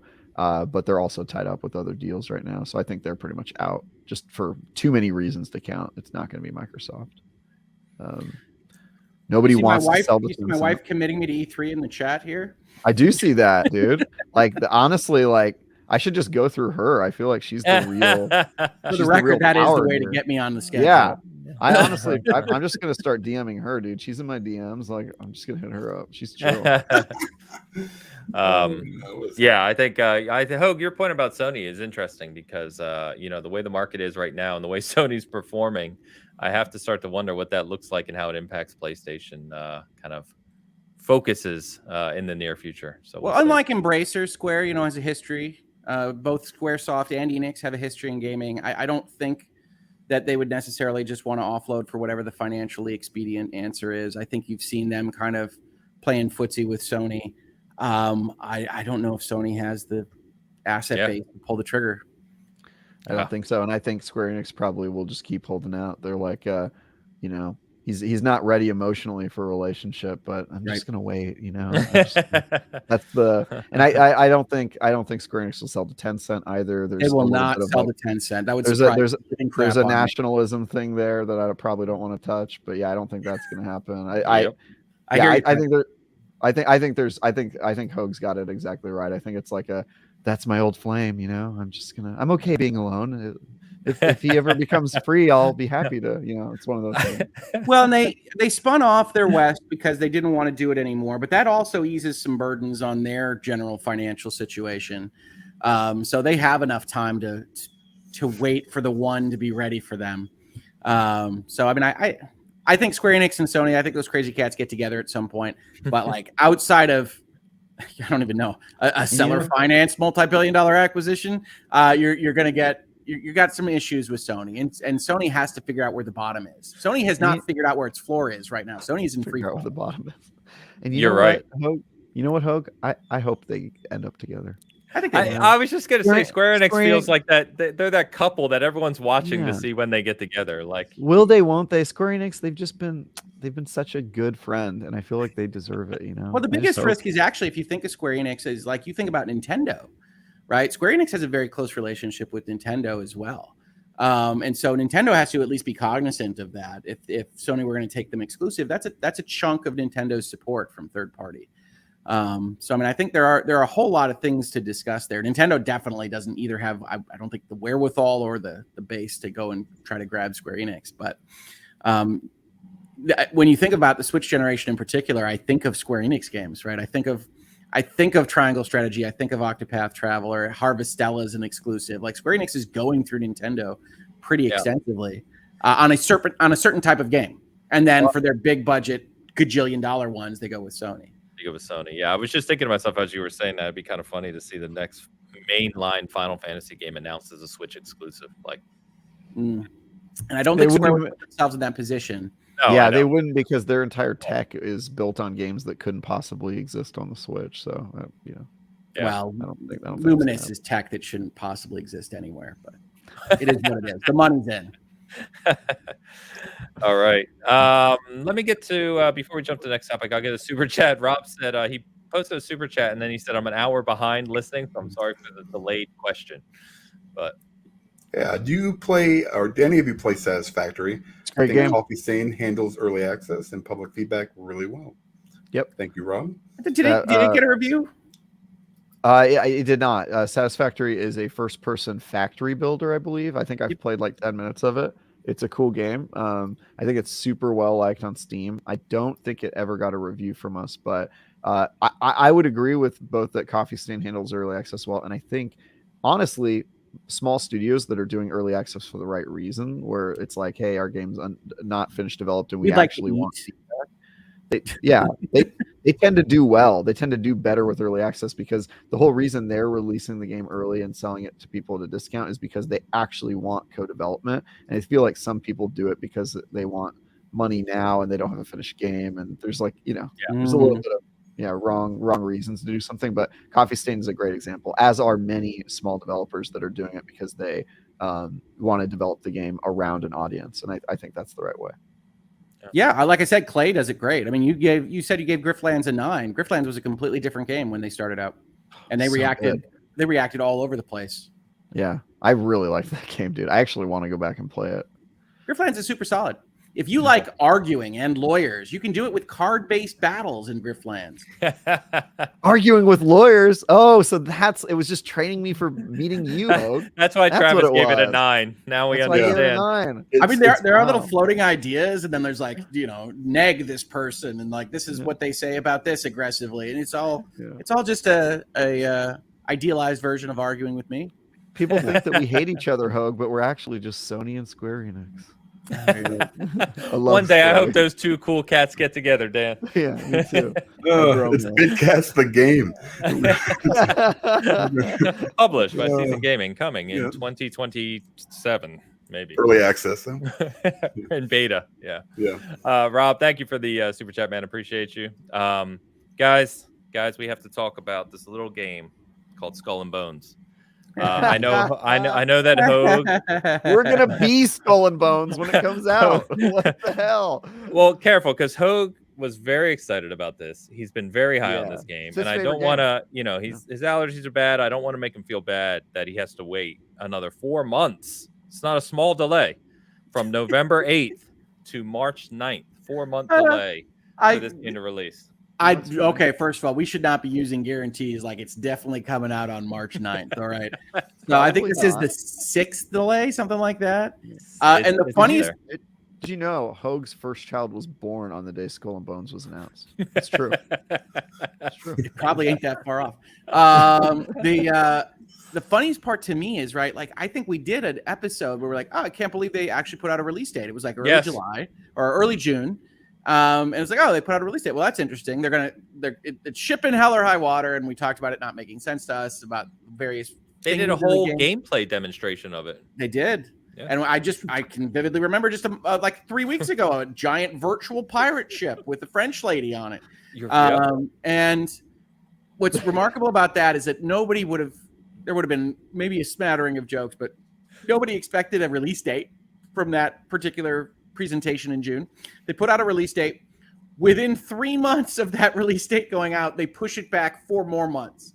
I mean, like, what is happening? This game was coming out in 4 weeks from now. That's the release date was 4 weeks from now as we're talking again, and they pushed it back 4 months again. It's possible.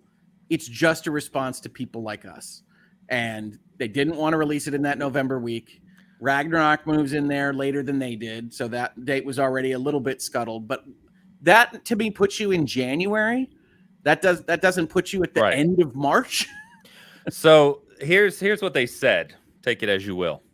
The invaluable feedback received during our various technical tests and insider program convinced us we could use a bit of extra time to polish and balance the experience even further and ensure you all get the best experience. So therefore, they've pushed it back to March.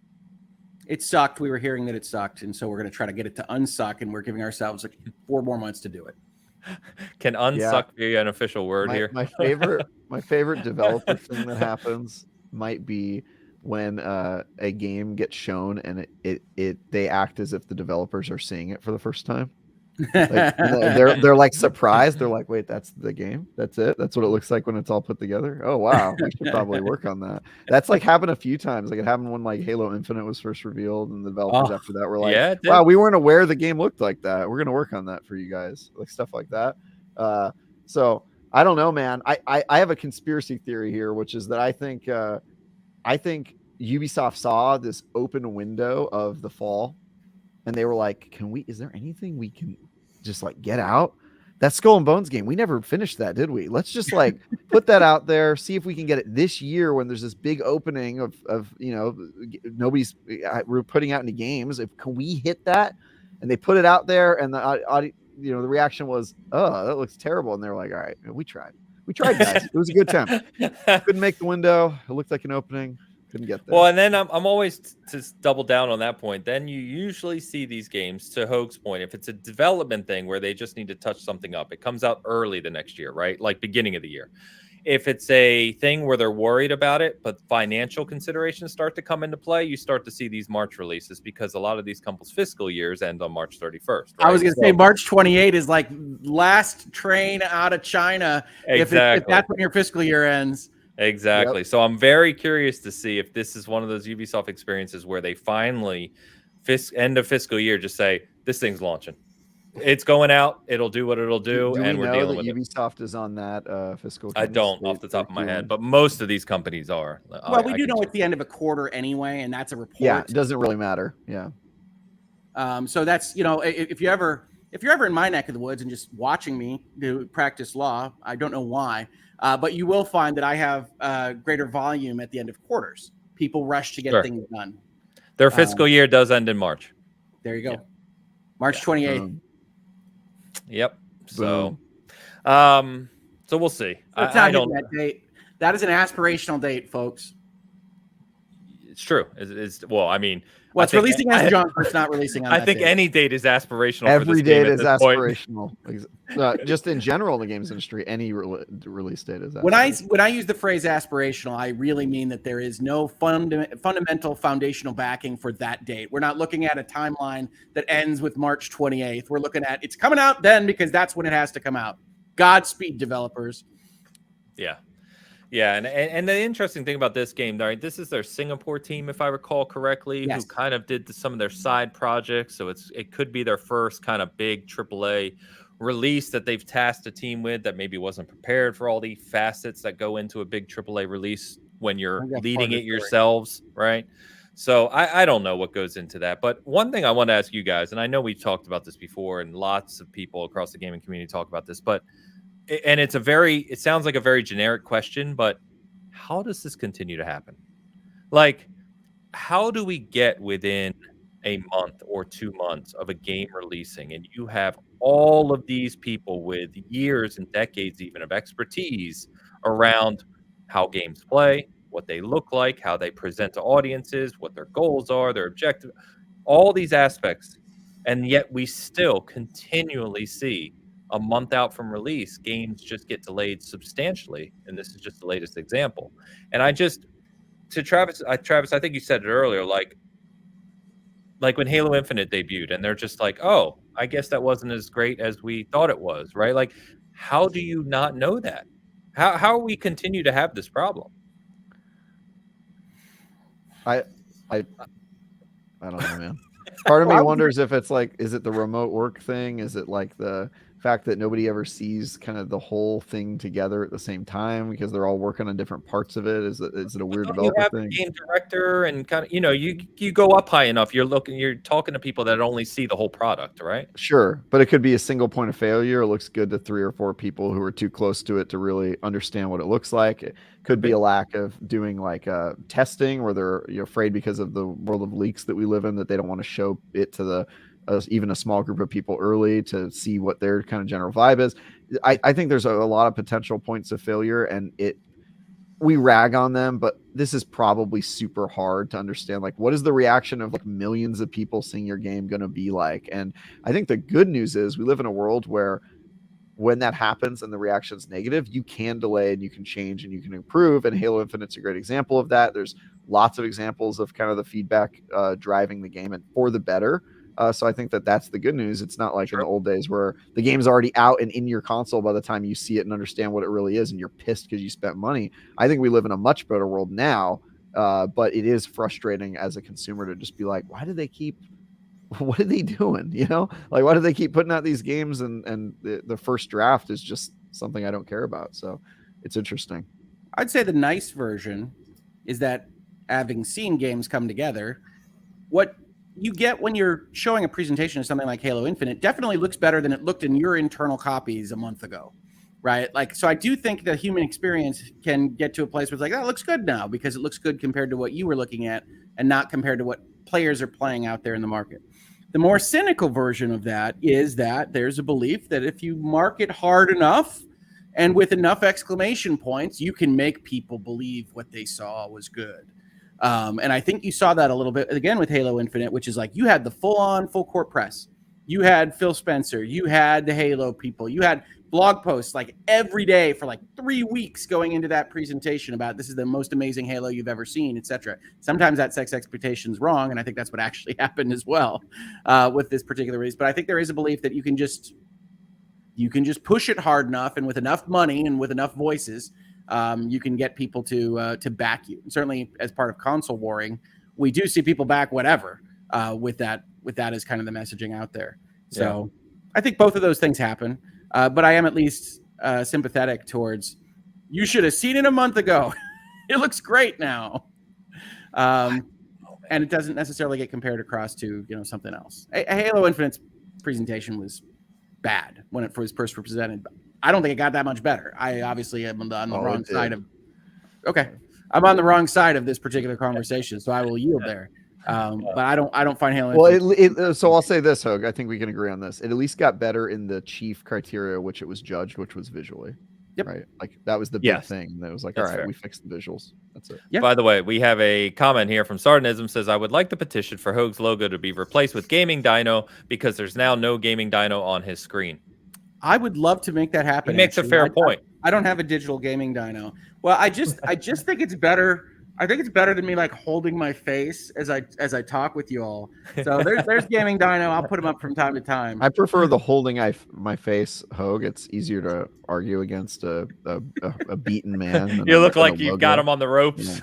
Yeah. Like I got him. Put up the versus logo, Ains. I'm gonna deal the finishing blow here now, fatality style. What would my fatality be? I get an animation of my logo cracking in half. My fatality is I award you a 2 out of 10. That's my fatality in Mortal Kombat. We were joking about representing you on Twitter, and somebody did say, no, I said, well, I'd never take Travis as a client. And somebody said, good, he'd give you a bad review. Yeah, that's right. Yeah. That's great. I did see something. Gecko asked, did we ever see a game get fully canceled after it had a public release date? And my first instinct is yes. I'm sure we have, but a specific game is not coming to mind. Games have been delayed after they went gold, so nothing matters anymore. I'm sure that the games have been canceled after that release. Canceled after a published release date. I bet you if I Google that, I'll find at least 10 examples. I mean, where do you want to go with? Yeah, I mean, I got one. NBA Live. That happened to NBA Live. T-Pose NBA. Yeah. Didn't it? Like I remember that because I swore I saw that game at an event. Well, it got canceled on like release week. Yeah, and then they were just said, nope, we're not releasing this. Like they just flat out got rid of it. Yeah. So yes, the answer is yes. There we go. We solved it. At least one. Sports franchises, yeah. All right. Final thing I want to touch on. There's a lot of examples, by the way. I Googled that some have been canceled because they were too violent at the last second, you know, because of their content and stuff like that. Okay. Rights issues have canceled games after they Get Travis another Postal game. He loves them. Get him Postal 4. Get him Nerf Extra Postal Legend. 4 is already a thing. That's the one that broke him. Postal 5 then. Postal 4.5, the Redux. Postal 5 times Nerf Legends. The legend continues. Postal 5, but where you could only shoot enemies with Nerf guns. I actually would review either of those games because that sounds amazing. Here's the thing, like playing a bad game to me is almost better than playing a mediocre game. Like playing a 5 out of 10 is like soul sucking because you don't even have any roasting to do. You're not wrong. I mean? It's like reviewing a 2 out of 10 is almost hysterical because you're like, dude, this is terrible. I cannot wait to tell you about this. But playing a game that's just okay, you're like, well, I don't want to destroy it because it's not like super offensive to me, but like, you know, it does some things right, does some things wrong, and then your review is also less fun because it's like, you know, you have to be measured. Yeah, Come on. Middling. It's middling. Yeah, where the game is terrible, you can just get some laughs out of it. You just be like, dude, this is not good. Like Jesus, you know. So I much prefer that. Playing a worse game though is that, like I would not play Postal 4 Nerf again. I'm surprised I got through either of those games once. That was really hard. So. But I would absolutely take on that review for sure. That'd be hilarious. By the way, Elu says that Thrill Kill, that was the game I was trying to think of from way back. Thrill Kill was a very violent game that was canceled. That was supposed to come out. Anyway, last thing I want to tell you guys. What is that, PlayStation? Oh God, it was I forget. I remember the name because it made a lot of news at the time, way back then, 25 years ago. I feel like Prey 2 got canceled. It did, but I don't think it had a release. Didn't have a date because it had that. It had that video about the living city and things. I think it was a finished game though. It was like because it got canceled because of a dispute between the publisher and the developer, right? Like there was like some rights thing. Maybe. You know, yeah, I don't think it had a release date, but yeah, that one was like basically a finished game.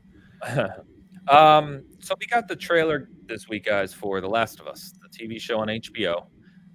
Trailers seem to do very well on social media in terms of kind of like ratio, views, et cetera, et cetera. I thought it was a really good trailer. I got to admit, coming into this, I was hesitant because, as I've said many times on the show, Last of Us is a very special game to me. It means a lot to me. And as you guys have probably joked more than me, the game is almost like a movie anyway, right? Like what makes Last of Us is the cinematic moments in that game, not the gameplay itself per se. So as we approach a TV show of The Last of Us, the question I want to pose to you guys is, as you watch this trailer and you think about the show, how do they approach this show? Like, if they go a 1-for-1 beat where the show kind of replicates the game, right? And the experiences and that journey that Ellie and Joel take and the rest of the characters take, is that successful? Or do they try to do something different where it's, it's Joel and Ellie and it's in The Last of Us city and kind of time, the post-apocalyptic thing, but they tell a different story? That's not going to happen. Well, I was going to say we could talk about that as kind of a hypothetical, but based on that trailer, they went 1-for-1. And all the people involved in it, the people involved in it aren't gonna call their own baby ugly. They're not going to change the story. I think it's going to be pretty. No, they already did that in part 2. Yeah, so well, that's kind of what I was posing. You didn't let me finish the question. Is you never do. No, you never do. But that's okay. I love you guys anyway. But it is exactly that. What we see in the trailer is a retelling, right? I mean, there's even shots that line up with some of the cinematics of the game. So does that do anything for you? My thought as I saw it is like, okay, this looks really well produced and it looks like great, to me. But if it's just the same scenes from the game, how interested am I going to be in this? I'm not sure it's for us. It's not. Right. That's what I was going to say. And that's fair too. And that's fair too. I think it's because the people, these guys really love this game. They really are proud of their story and they want to share it with more people. And I think more power to them. I think Pedro Pascal is a great actor. The dude's wizard as hell. I'm sure he's going to be great in it. I personally am probably not going to watch it just because I've already seen the story and I looked at that and I was just like, cool. It's like a game, but worse, which is how I feel about most TV and movies. So I agree that it didn't have the artistry that I usually associate with my thoughts of how those scenes look. Right. There's certainly a willingness in video games to saturate a little bit more, to make things a little bit more cinematic. Some of that might just be HBO, but HBO seems to have put a fair amount of money on it. But no, I thought it lost. Again, I'm the damn wet blanket the whole freaking episode. I thought it lost a fair amount of the magic I usually ascribe to The Last of Us in the shots that I saw. Now, part of that is I agree with Travis. I don't really have a concern about Pedro Pascal as much as I have a concern about Ellie. Agreed. And Ellie's a harder role, in my opinion. Joel's, freaking good, bad, the ugly. He's gonna Joel around. Guitar. Joel's not a tricky role, in my opinion. So Ellie is a much harder thing, and they didn't let her emote in that trailer very much. So we'll see how it goes. I don't think it's for us. And I think it's 1-for-1 beats, which is like I mentioned it either in this space or another space. I'm sorry, I forget.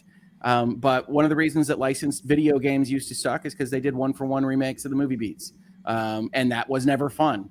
So I don't think the reverse will be terribly enjoyable for us.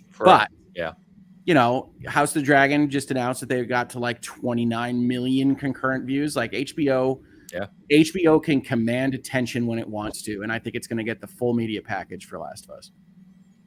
Great. I mean, what have we seen up until this point that has, stuck really to the 1-for-1 beat when you go from video games to movies? They've all been pretty much trash. Yeah, I don't think it's ever been done. No. So this might be the better route. I was gonna say Tomb Raider was close with a low budget.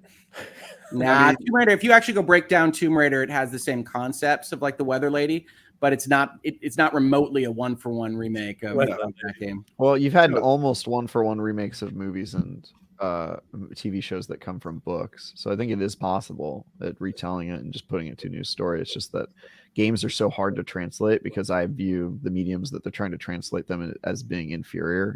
It's like trying to put all of the internet into a physical book. It's just not really meant to do that. It's evolved past it. I think you probably could do the opposite though. I think you could put a book into a movie, put a movie into a game. You would just have to evolve what that sort of means. But it's interesting.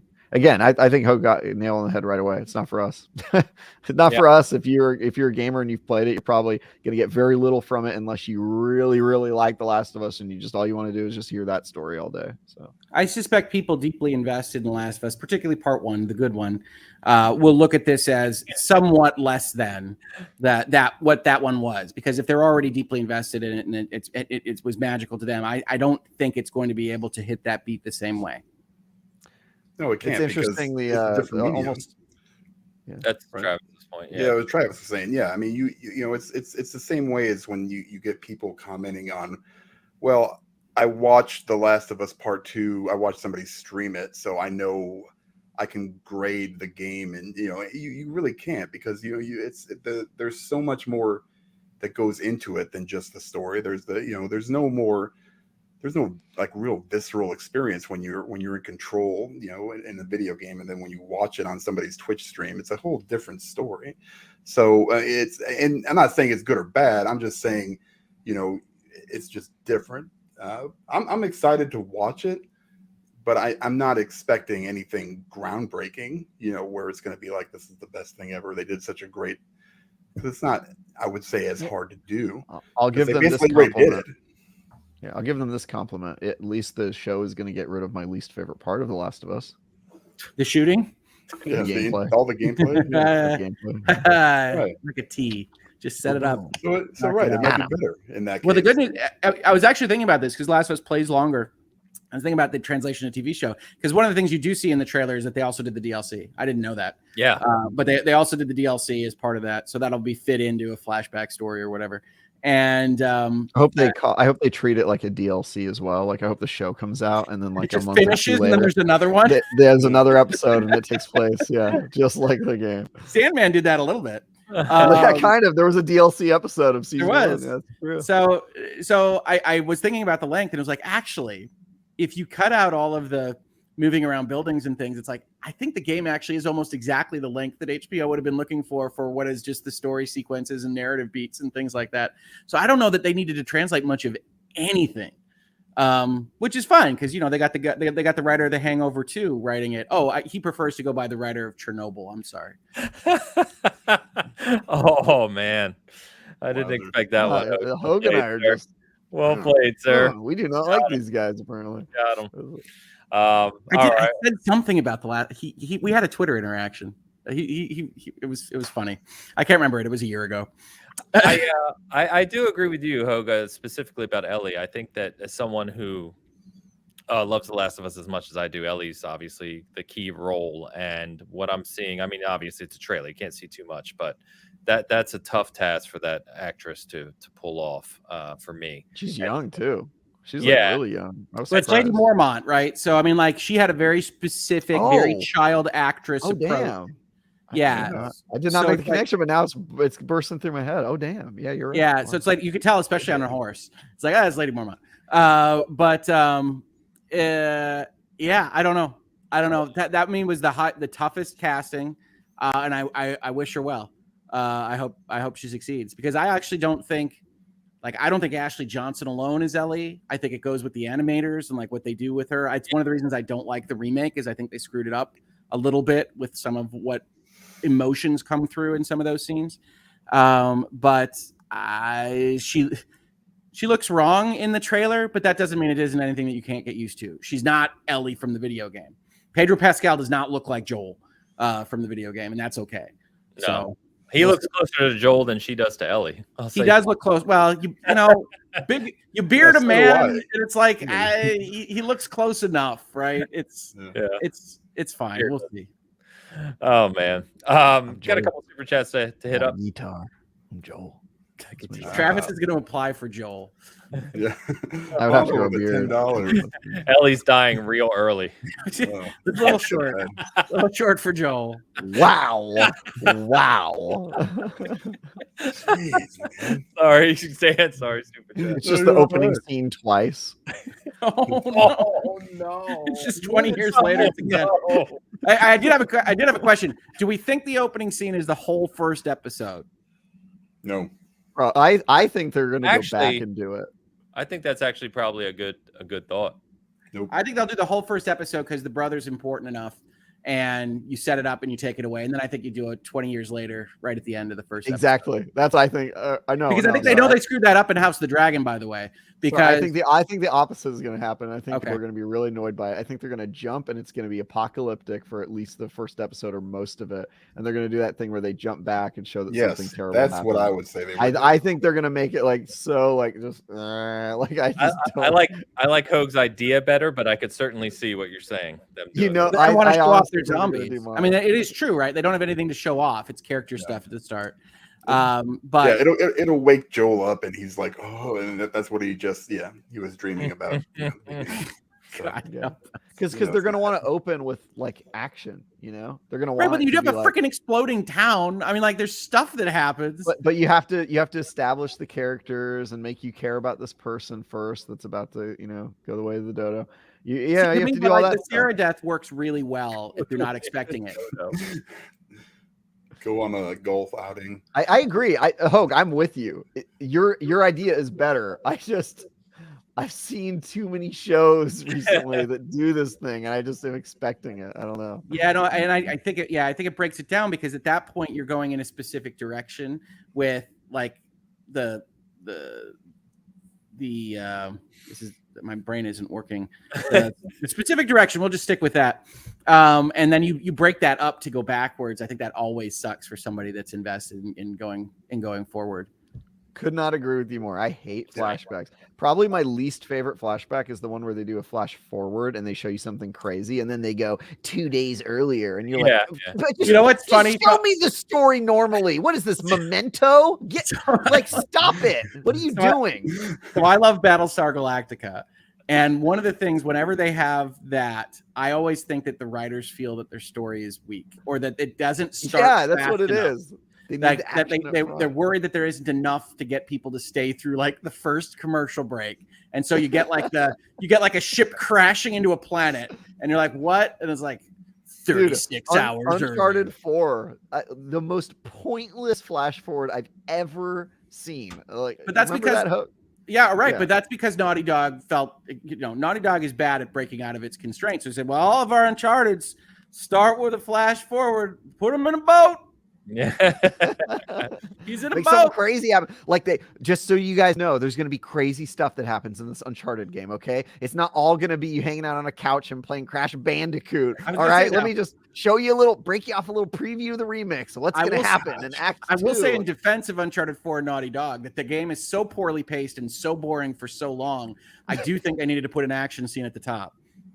Damn. Okay. Woo. What if they just did like the Seinfeld I also don't thing? really like that game, so Like that episode of Seinfeld where they just start at the end. They go backwards and the they whole go time. completely backwards, like just throw everybody completely off. But like Great. really, everybody like walks backwards and they just play the audio where it's like subtitles. Anyway, all right, Mariano Pampa with the $10 super chat. We'll get there eventually. Enjoyed all the grounded talk earlier. Wanting a Bitcast grounded stream, all four of you playing the game would be great. LOL. Awesome show as always, gents. Everyone hit that like button. See, if you're watching Travis right now, this is why Ellie's gonna die very quickly. Hey, I'm the soul of a warrior, guys. What's wrong with that? Hey, I'm down to play. I don't want Travis coming to me like you're doing it wrong. Here, you got to make this. No, I shield. would never do that. I am such a loving Sherpa. I'm such a generous lover, Hogue. You will feel like you are just in my arm, and I'll protect you when the spiders come. I'll be like, I got this, Hogue. You keep building. You do you. I'm here for you. Papa Northup is here. Yeah, he'll be like, Dan, stop it, you piece of shit. Yeah, Dan, what are you doing? That's idiotic. Booted from the party. Hogue, you go back to what you were doing. You're great. You do you. The two different children. Yeah. Oh man. Gosh, you were such a mistake. Yeah. I should have stopped with Hogue. Oh, but thank you, man. Appreciate it. And your super chat's been on the screen for like 5 minutes now, but thank you. Yep. And Gecko Gamer rounding us out. Yeah, the comparing apples to oranges, but the Pokemon anime has been quite successful. I think in referring to Last of Us, yeah. Yeah, well, I mean, the Pokemon anime takes the notions of a long form season and then puts a bunch of stuff around it, right? I mean, like nothing that happens in the anime happens in the game. It just picks up the milestones of like, here are the 6 gym leaders, and we'll hit him like in 6 episodes in the middle of 54. But the video game never has like here's where Pikachu learns to make a club sandwich, and the anime, does that kind of thing. Pokemon is like a true adaptation. Like they took an idea and adapted it for a different medium. Like The Last of Us feels like a translation. It's like and you've seen criticisms of that, right? I mean, if you go back and look at reviews of like Harry Potter and the Sorcerer's Stone, one of the things that like Chris Columbus gets crap for is like you took the chapters in order and you put them on film, and that doesn't have a lot of the use of the visual medium that you could otherwise have with movies. It's a very strict translation. One wonders exactly what you do with doing a one-to-one adaptation of what is a cinematic game, and that Travis points out is basically only useful for its cinematic gameness. And then you take that and you put it on HBO. Are you gonna copy shots? Because there are copied shots in the trailer. Yeah. I mean, like, how far are you gonna go? When they pan up to the 2 buildings sitting next to each other, it's like, oh, you took straight up visual elements from the game. So okay, of course they did. They love what they made, Hogue, and they're gonna. Neil Druckmann. Look. I've said enough about enough people. We'll talk about Mr. Druckmann on a different episode. Okay. Has he blocked you? Just out of curiosity. He has interacted with me. I have no idea whether I'm currently You're unblocked. Impressive. You're doing better than I thought you were. Oh, good. He has interacted with me. I came on strong on Last of Us Part 2. I did a video. It was pretty popular. And he did talk to me about that. No criticism allowed, my friend. Well, Last of Us 2 deserves a lot of it. And on that, we will go ahead and close out for the day. So I'm going to say thank you to everyone who's been hanging out with us in the chat. You've been awesome as always. Anyone checking us out later, like I said, so many people checking us out for the first time. Really appreciate you. Hope you stick around, and hope you enjoy the content we put out. On that note, for patrons right now, Season Gaming, it is live. The chat between me and Hogue directly. So I did an industry perspective chat with Hogue on Friday, and we chatted about all things, including his gaming history, because he is a seasoned one, like the rest of us around here, except for Travis a little bit. And we talk about virtual legality. We talk about the start of the YouTube channel, being compared to easy allies, and a lot of other things. So hope you check that out when it goes live. And then we also have an interview going live this week with a band called Killstreak, which makes they make metal songs about video games. So one of our contributors interviewed them and talked to them about that process and what that looks like. So look for that probably tomorrow or Tuesday as you're listening to this. So Travis, I'll go to you. What you up to, man? I am reviewing Slime Rancher 2. That'll be up some point next week, I think. I'm pretty much done with all the content.